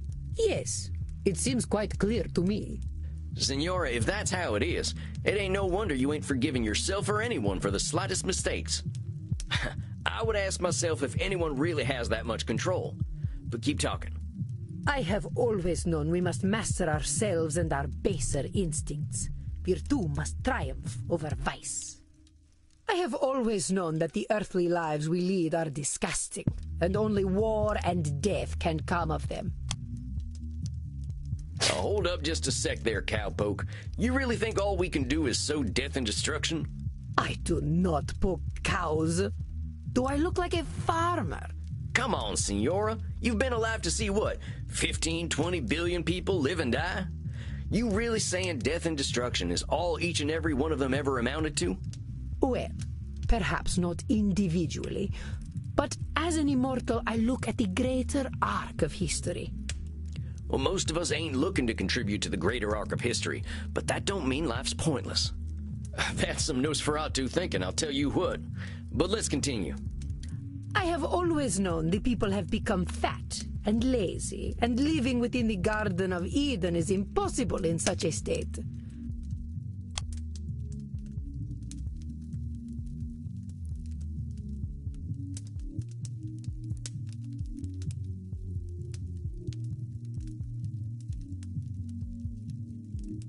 Our esteemed client is very good at coming up with names for others, isn't she? Perhaps you could... I have always known the people have become fat and lazy. Sounds to me like you're coming up with labels for kicking people out of the Garden of Eden. Is that all we amount to? Fat and lazy? Look around your own country, boy. Look at me. See my disgusting rolls and saggy features. Would you let me into the Garden of Eden? Well, sure, why the heck not? I am glad you are not the gatekeeper, then. You rather have a gatekeeper who wouldn't let you in? Listen, Senora, you gotta go easy on yourself with them labels. Well, let's keep talking, though. I have always known we should act with dignity if we would take our place at God's side once more. I think this here's the meat of it, Senora. The filet mignon. I fear your French is even worse than your Italian. Here's the thing, Senora. Who came up with all them shoulds that'll take you to God? Why, the greatest thinkers of history that I studied in my youth. Plato, Aristotle, Cicero, Aquinas. Sounds like a bunch of dead guys to me. They really had it all figured out way back when, huh? Well, of course not. How foolish do you think me? Not at all, Senora. Just questioning where all them shoulds are coming from. But let's keep going. These things here, you've always known. I gotta challenge them, Senora. Let's talk about what you just said. I reckon nothing. I've always known that we can find our way back to God by fulfilling our human potential to be the greatest souls possible.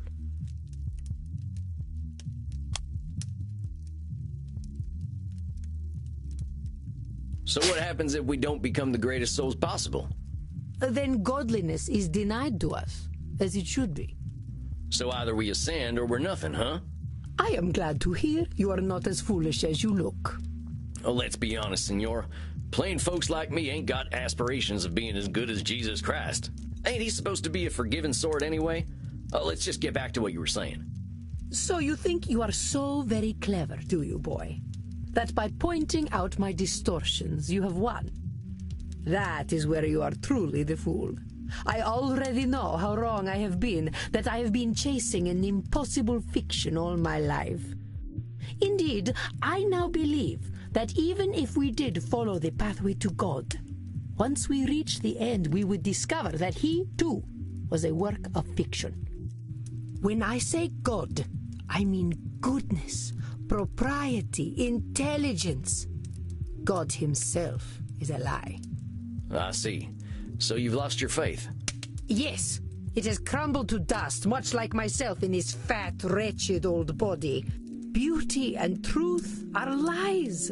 Ideas developed by ugly men to justify their existence. While we occupy ourselves chasing those ideals, they create space wars to leech our money and our vitality. And to think they call me judgmental while they created the false ideal to judge against. You don't think I'm judgmental, do you, boy?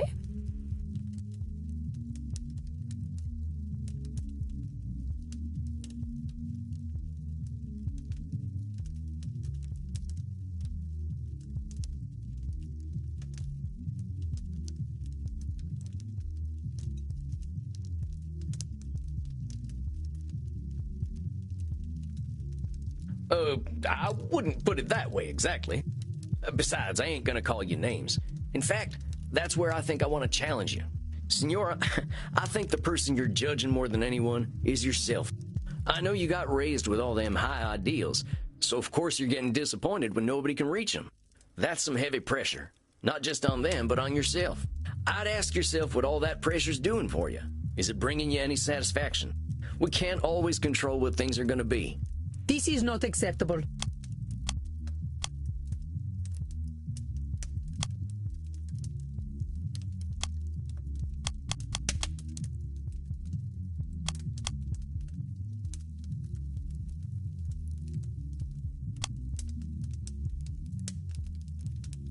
Hold on, I know this one. What the heck she mean it's unacceptable to not be in control all the time? Say that again, Senora? I said it is not acceptable for things to be as they are. I got some bad news for you, Senora. None of us really has the power to change the world on our own. Not even a clever lady like yourself. I suggest we start working on ways of helping you find a way to accept the world for what it is. But the world is base and unworthy. Remember that term I told you about? Nosferatu thinking? You're gonna strip all the color out of the world if you keep doing that. The world's a lot more than just base and unworthy. Nosferatu thinking. I am not used to having my own thoughts thrown back at me. Well, that's why you're here, ain't it? I ain't gonna help you change the world, Senora. All I can do is help you find some other perspectives. I suppose there is a certain simpleton's wisdom in the way you speak. Thanks, I guess. Very well, boy. I will consider what you have said. We will meet again in exactly 4 weeks. Do we have an understanding? Yes, indeed, Senora. Ugh. Please learn to speak properly by then. Well done, Samuel. I believe you handled Senora d'Este quite well. You kidding? That lady straight up hates my guts. Samuel, if Isabella d'Este hated your guts, she would not be shy about telling you so. That I believe. Older we get, the harder it is to gain a different perspective. Have patience. We are not all as wise as Samuel Walls. Guess it's just that simpleton's wisdom, as the Signora called it. Do not adopt her labels, Samuel. I will not stand for it. I know she was a challenge, but you rose to it as I knew you would. I think you deserve a night of hard drinking. What do you say? You don't need to tell me twice. All right, Andy. I'll see you later then. Indeed, Samuel. Enjoy yourself. Excellent work tonight. Rest in peace.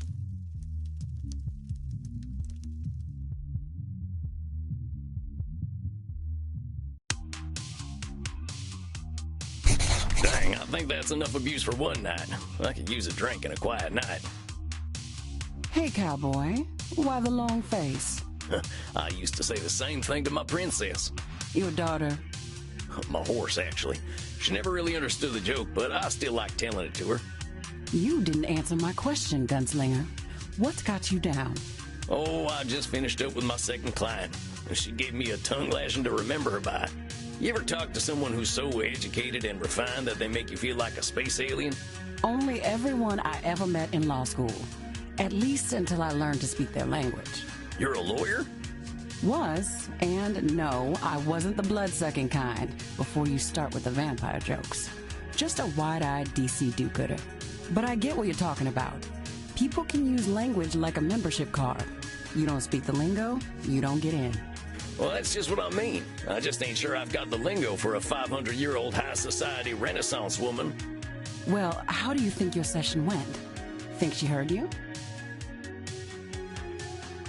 Well, she did say that I'd given her some stuff to think about.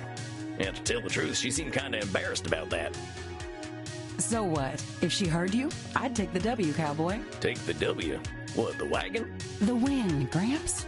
Maybe she isn't gonna relate to you, but that doesn't mean she can't hear you. You're probably right. I guess I'll take the W. And while you're at it, I'll take some B too. That's blood, see? What are you in the mood for? Men? Women? Something a little more off the beaten path? I think I'll have some takeaway tonight. What have you got? Here, try this. Should put some color in those cheeks. You really ain't squeamish, huh, Crimson? Nah, healthy blood never hurt anyone. I've been hanging around vampires for 20 years, and they aren't so scary. Not even Bert? What, that old pointy-eared teddy bear? He's a total sweetheart, unless someone gets aggressive or touchy with the customers. What does he do then? They get a stern warning. And if they don't listen? Why, then he eats them. Maybe he is a teddy bear. I met Teddy Roosevelt back in the night, and I'm pretty sure he would have done the same thing. Speaking of which, I gotta thirst something fierce. I think I'll head back to my coffin for a little rest. But you have a good night, Crimson. You too, Sam. Don't let the Draculas bite. Time to crack open a warm one. That's the good stuff. Now, maybe I can find a quote from one of my favorite books that'll help give me a little inspiration. Or I could watch the Three Stooges hit each other a whole bunch. Or I could just go to sleep. What's it gonna be, Sammy boy?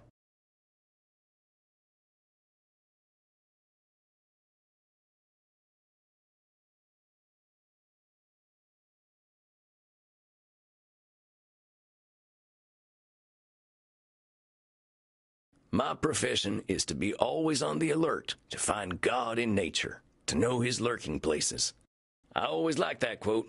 I ain't a God-fearing kind, but it's true. There's a natural beauty behind the man-made world if you know where to look. Isabella D'Este's all culture and breeding, but underneath, she's got her vulnerable and beautiful humanity too. I just gotta remember that. Oh, all right, that's enough for one night. Time for some rest. I hope my next client will be a little easier.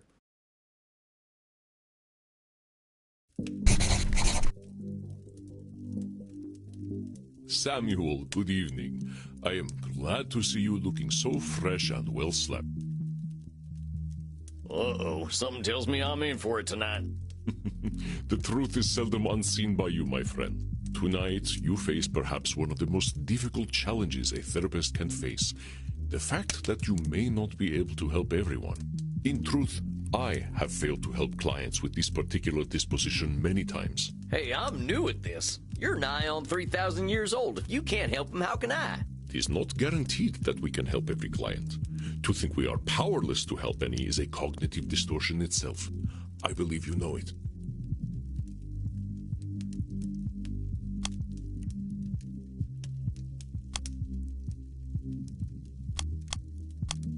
Yeah, all right, control fallacy, I know. I can help some folk. That's right. Here, take a look at this case file. Theater feller, huh? I've known a few of them in my time. They can be a little, self-absorbed.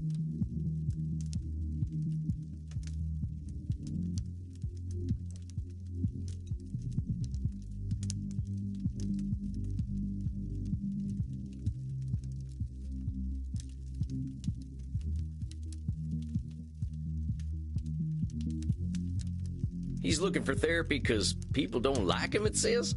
He is one of the most revered actors in all of history. So he might have a few cognitive distortions. A few. He may not recognize them, Samuel, but all you can do is present reality to him. He comes. Remember, I will give you whatever advice I can. Good luck, my friend. I hope I'm up to this. What is this vampire I see before me? I'm Sam Walls. I'm your new therapist. Your dress, your bearing, your hat. You also are forgotten by time. Oh, how fortuitous! A kindred spirit, perhaps. A therapist should know pain, I say. Most excellent. Tarnation. Can't get a break with this here hat of mine. No, it's perfect. Do not change a single thing. It gives me faith. Faith, my dear vampire, that you can help me. I'm gonna do everything I can. I promise you that, amigo. Do not do so lightly. Darkness dwells within my damned soul. You journey into my pain at your peril, and I cannot be your Virgil. You're who now? Anyway, you wrote in your intake form that you're here because...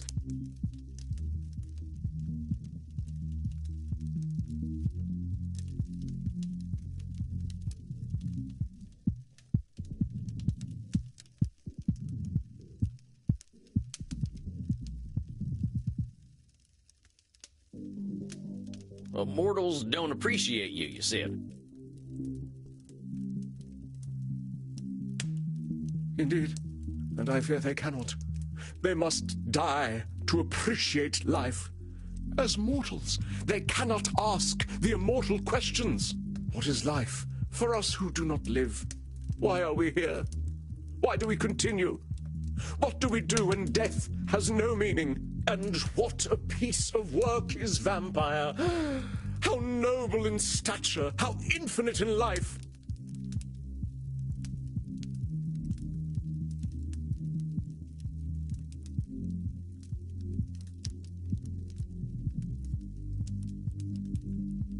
In form and moving, how express and admirable! In action, how like a demon! In apprehension, how like a bat! Ah, the beauty of the night!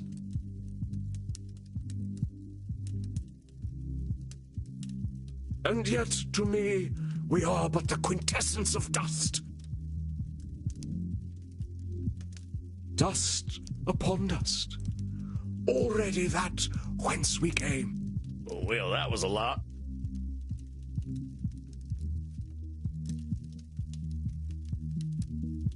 You understand, don't you? Death has no meaning, because life never had meaning. To die, perchance to sleep. All right, that's enough of that. Before we answer the question of why we're all here, why are you here? Well, that is, what exactly drove you to me, partner? Oh, that. Well, a pustule of a theatre historian I recently seduced and killed sprang the seeds of doubt in mine corpus. He was writing a biography of the great Edmund Kean, and I thought mayhap that I would favor him with a secret or two. He said my acting style would now be considered archaic. Though I drank him to the last, I fear his cruel barb was sharper than my fangs. This embossed carbuncle of corrupted blood caused me, to doubt myself. Are all men such fools? Will I ever find my audience again? Or did they die long, long ago? Help me purge these mortal concerns from my mind, dear man. We're always gonna have doubts, compadre. That's normal. But I think I can help you see things a little differently. So, he said your acting's out of date. Why don't you just tell me why it bothered you so much? Because it's simply not possible. Acting became a noble craft entirely because of me. In truth, I am perfect. Hold on a sec there, partner. Acting became a noble craft because of you? That's a lot of control over a whole skill. Yes, impressive, isn't it? So long as men can breathe or eyes can see, so lives mine art, and this gives life to thee. Well, those are some pretty words. You make that up yourself? It is the bard himself, boor. Well, maybe he had something to do with the development of your craft then. It ain't been just you. Well, naturally. But Shakespeare's works are simply words upon a page without me. Compadre, I think you know he gave you a leg up in your career. You can share in the success a little. Oh, there are celebrated actors in these times, yes. But any success they have is due to my beating the path for them to follow.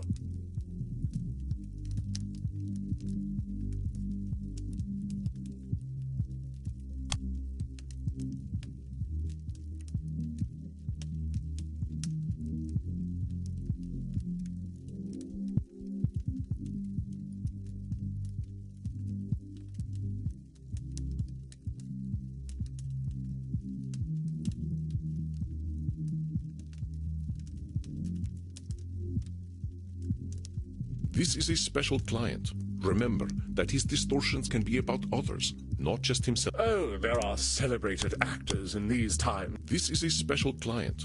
Remember. Oh, there are celebrated actors. Oh, wait a minute. You're saying that every actor's success comes straight from you? Of course. Even the greatest among my art would have been consigned to obscurity had it not been for my advancements. Every single one of them ain't had nothing of their own to give to the theater? Well, I suppose one or two actors in the last 300 years have impressed me. Well, don't you think they deserve their own success? I suppose mortals are owed their 15 minutes of fame. One must have some pity for them. We are not monsters. But the actors of modern times, they are shallow, beggarly parrots. Parrots who screech the lines, but do they know them? Do they feel as we feel? So you're saying modern actors are parrots? Indeed. They are only mimics, and thus no better than a well-trained bird. You don't think they're actually birds, do you? My dear boy, they live such short lives. What else can they do but ape the words and actions of their forebears? But when you call them birds, you're just labeling them that. You ain't giving them a fair shot. Oh, come now. I was clearly employing a little dramatic license. But we're here to talk about truth, all right, compadre? It is my gentle direction that takes the craft to higher echelons, and mine alone. Acting does not evolve without me. You're saying only you can change the course of acting? It is demonstrably true. There is acting before Edmund Kean, and there is acting after Edmund Kean. But there's so many types of acting out there. I mean, I remember when vaudeville came out, but I don't think you had anything to do with that. Vaudeville? Oh, like so many American arts, an art of the grotesque. You plunge a dagger into the heart of subtlety. So you didn't have nothing to do with vaudeville? Oh, devils below, no. Well, then you got a little control fallacy, hombre. Mortals got wills of their own. Yeah, indeed. I suppose I don't want any responsibility for the things the Americans create anyway. These critics should honor me, as is my due. But you're saying critics should honor you. What happens if they don't? Then they are not doing their jobs properly. I do not ask for their laudations without cause. But if a so-called critic does not recognize my contributions to the theater, what do they know of the theater? Maybe they just got different taste. Uneducated taste, perhaps. If they are just uneducated, why should they appreciate you? An interesting point. I suppose I cannot blame them. Thou fiend! You are cruel indeed to beat a man when he is at his most vulnerable. I am here so you may help me cope with a world that has gone mad, not so you might attack my every word. I'm doing no such thing. All I'm doing is pointing out your reality. If we're gonna cope, we gotta be honest about the world. And I say that you are a villain. I come to you in desperate need, and you respond by mocking my desperation. Why would you do this to me? Do you not know what pain I am experiencing? Do you not know that I, as an actor, feel every sling and arrow more keenly? Art thou a therapist or a murderer that you would push me so to the brink? Do you want me to commit suicide? I'm sorry. I wasn't trying to hurt you. I want to help everyone who comes to me. Samuel, a moment, please. Andy, I got a real problem here. I think I'm not cut out for this work. This fella's right. Why am I attacking him when I should be helping? First of all, should statement. You will do what you will do, and that is all, Samuel. But look at the candles. What do you see? The candles? Oh, they seem fine to me. Look at the flames. Wait a minute. They're getting higher, ain't they? What the hell's going on? Your client is very powerful. He has his own unique skills earned through the ages. His skill in gaslighting is so intense that it affects the world around him. He is altering reality to fit his distortions. Be watchful, Samuel. Do not let him.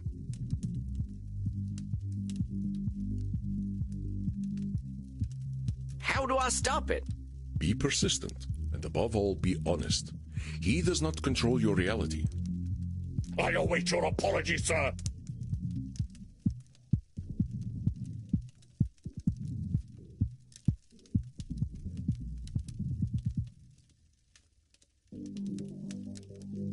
I don't have anything to apologize for. All I did was point out some truths in the things you were saying. Now, if that makes you angry, fella, I don't know what to tell you. You wound me, but I am strong. I persist. I fight. I know my worth, sir. I have fought and died for my art. I shall take my business elsewhere, and vampire society shall hear of your quackery. Stop him, Samuel. It is not anger, but fear that drives him. Show him he has nothing to fear from you. Easy, boy, easy. I shall not go easy. I shall not. Ain't nobody gonna hurt you. There's a good vampire. A good vampire? What on hell? You're safe now. Ain't nobody here to hurt you or make you feel bad. But I'm your buddy. That's us. We're just buddies, ain't we? Buddies? Yes. A friend. A friend. A friend who wishes to help me. You feeling better there, compadre? I must confess that I am, though I scarcely understand how. Hey, well, that's just great. I want this to be a comfortable place for you. Yes. Yes, I do believe you. After all, your profession is in many ways similar to acting. It is no wonder that we find common ground. How is therapy like acting? It is the exploration of the soul, is it not? A journey into pain and truth. We see those pains and truths and reflect them onto the cruel world. I ain't sure I quite see it like that, but it's true that reflecting is important. Kind of funny when we can't look in a mirror, huh? One of death's cruel ironies. Thus must we see our reflections in the mortal audience instead. You care a lot about what the mortals think about you. Of course I do. Why should I give a fig about what we dusty old folk think, eh? Most of us are stuck in our relative pasts, if you'll pardon the offense. But all them folks die. You're what, 300 years old? Don't remind me. Yes, they die, but I cannot. I must not. If I do not exist in their hearts, there is only the purgatory of oblivion. You cannot, you must not. You're talking like there's only one future. For me, there is only one future, save oblivion. Come on now, that's a little extreme. 'Tis not so. What else have I but the stage? Well, that's a fine question. I'll tell you what, though, compadre, you are more than the stage. What if theater just didn't exist? Perish the thought. Perish it with all due enmity. Unlike some vampires, I am not some blood-guzzling parasite who will idly sit and wait as the world turns. You calling most of our kind parasites? I am, for that is what we are, if we are nothing else. All right, let's just forget the part where you're insulting other vampires, myself included. If you say that you're a parasite if you don't do something, you're gonna be scared as hell of not doing that thing. As an immortal, I aim for loftier goals. Can you hit those goals if you're busy being afraid of turning into a parasite? Ah, but your humble speech does belie the true wisdom beneath. I am indeed cruel to myself. I died for the stage, so I should live for it as well. Well, why should you live for the stage? What was my death worth if the stage does not matter? But it's only you who's saying your death ain't worth something. Your shoulds are fatal. Ain't that a lot of pressure? Perhaps. Though one might argue that all great actors must be forged in fire. But is acting really the most important thing in the world? I shall assume that you jest. Vampire society is of no use to me. We are so few, and I cannot have an adoring crowd without a crowd.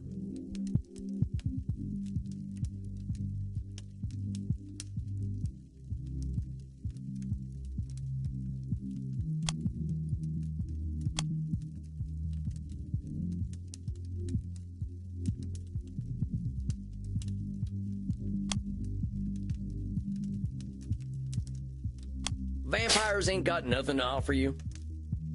Nothing they can give, no. Vampires do not understand the avant-garde. Vampires have a lot to give. We got time to understand things mortals just can't. I think you're painting vampire society with a pretty broad brush. We got some redeeming value. Oh, perhaps. But an understanding of the stage is not one of them. You know, I see what you are doing. The motivations of man are well known to me through my art.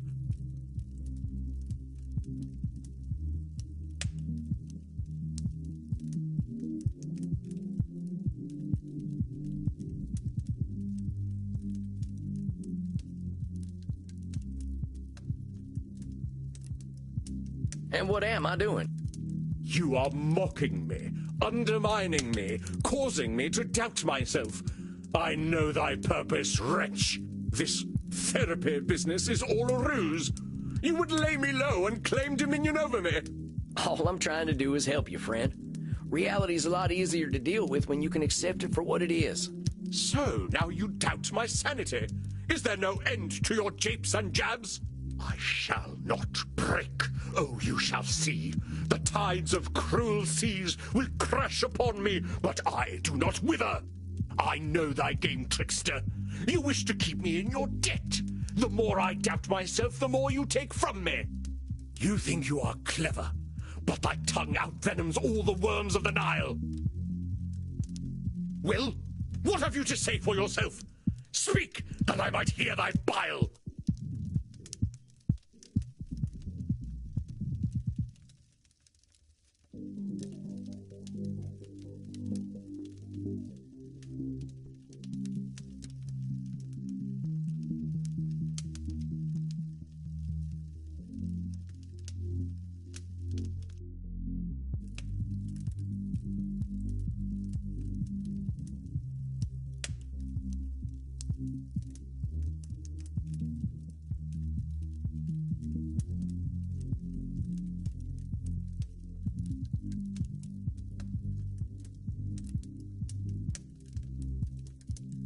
Edmund, I ain't no trickster. Heck, I ain't smart enough for that. I just want to help you.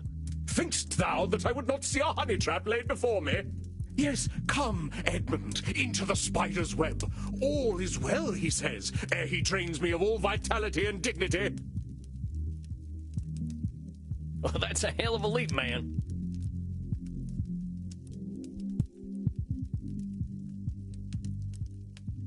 Easy there. What?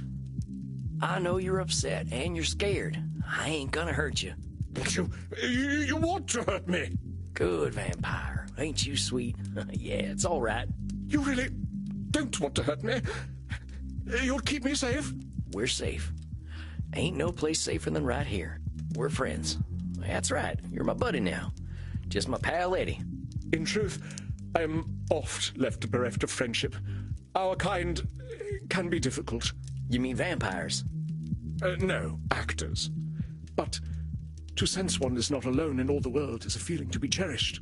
You ain't alone, I promise you. Whatever bad stuff we're living, someone else has lived it already.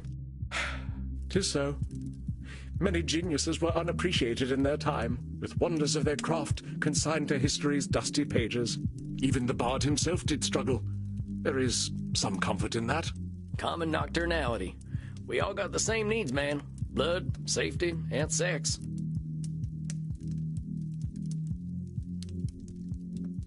Indeed. I, too, am akin to the doomed Achilles, though my sore spot lies not so low, but twixt stem and stern. Tain't my place to comment. Oh, it seems the spot is no secret to you after all. Maybe we can talk about that some more in your next session. I think you did pretty dang well today. Yes, I suppose I did. I am rather good at therapy, aren't I?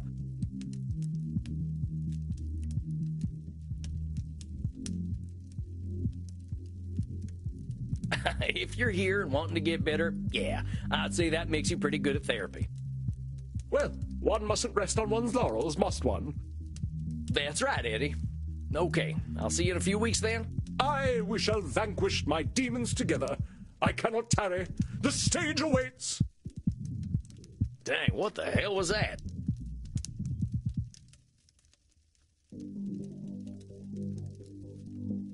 One of the darker malignancies of the mind, dear Samuel. You sure I'm up to this? You were masterful, Samuel. You were able to take your knowledge about cognitive distortions and turn their definitions outward. And we must speak about this equine ability of yours in your next session.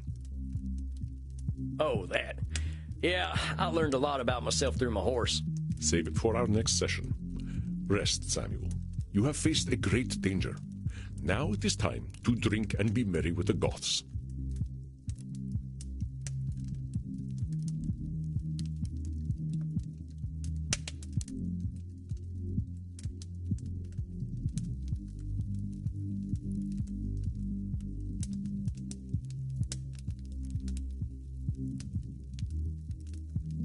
Oh, not sure I'd call them merry, but they know how to cut loose.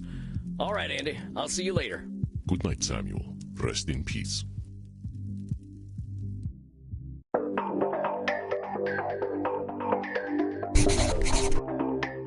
Well, that was one of the weirdest experiences of my life. I probably want to forget that. I should go talk to Crimson.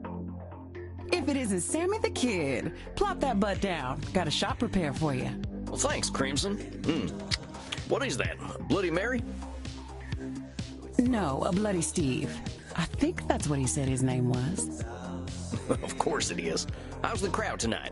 You know, it's funny. They're a little on the weird side tonight. Must be a full moon out. Oh, you ain't kidding. I just had my first therapy session with the strangest fella I ever met. The actor type. Used to be an international celebrity back when I was alive. Well, seems like fame's a nasty drug. Like Andy says, people are people. Doesn't matter what era they're from. Feeling good about your session, though?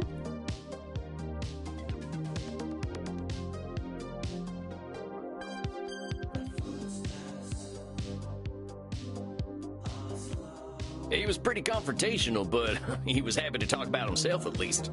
Andy says the real clients to worry about are the ones who've got nothing to say. I get that. Being a human isn't easy. You gotta be pretty damn privileged to have no problems at all. Well, this fella definitely has plenty of problems. I think he'll be keeping me busy. It's a big world out there, cowboy. Full of vampires with no self-awareness. Well, ain't that the truth? Well, here's to change then. To change. You, drinking Andy's blood there? Andy's? Nuh-uh, this is a plain old mortal drink. You think anyone would want to drink that man's blood from a bottle when they can get it straight from the source? I suppose they wouldn't. I'm not proud to drink blood, Sam. Wouldn't be doing it out here. I didn't mean to cause offense, ma'am. Not your fault. I guess I shouldn't be offended. Who's telling you that you shouldn't be offended, Crimson? I know this blood drinking stuff is complicated. Damn right it is. Look, I have customers to deal with, but let me give you some advice, Buffalo Bill. No therapy in here. What happens at Eminard happens with consent. Got it? All right, that's fair, and my sincere apologies. It won't happen again. That's right. Oh, dang it. I've gone and made myself unwelcome. I better get out of Crimson's way. You.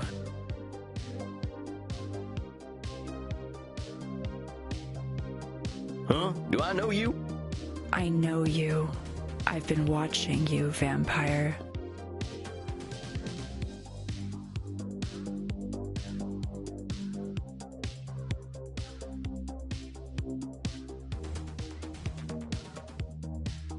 Yep, that's me, drinking blood to live. Yes, you do. I saw you. I see everything. My name is Panoptibella. It means I see all, and I am beautiful. I saw you in the kink room with Reinhardt and Maxi, and now I see that you are thirsty and would like to drink. Yep, that is so. Come, drink from my neck. I wish to see what it is like. You don't see very well, do you, vampire? Dang, I guess not. Let me try again.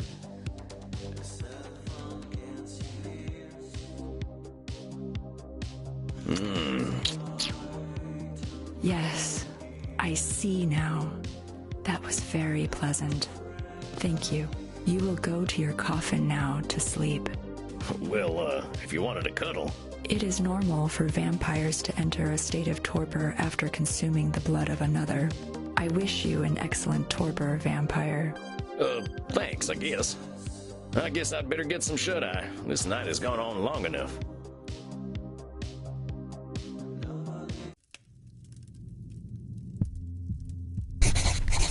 Good evening, Samuel. I hope you are feeling well rested. I have a new client for you.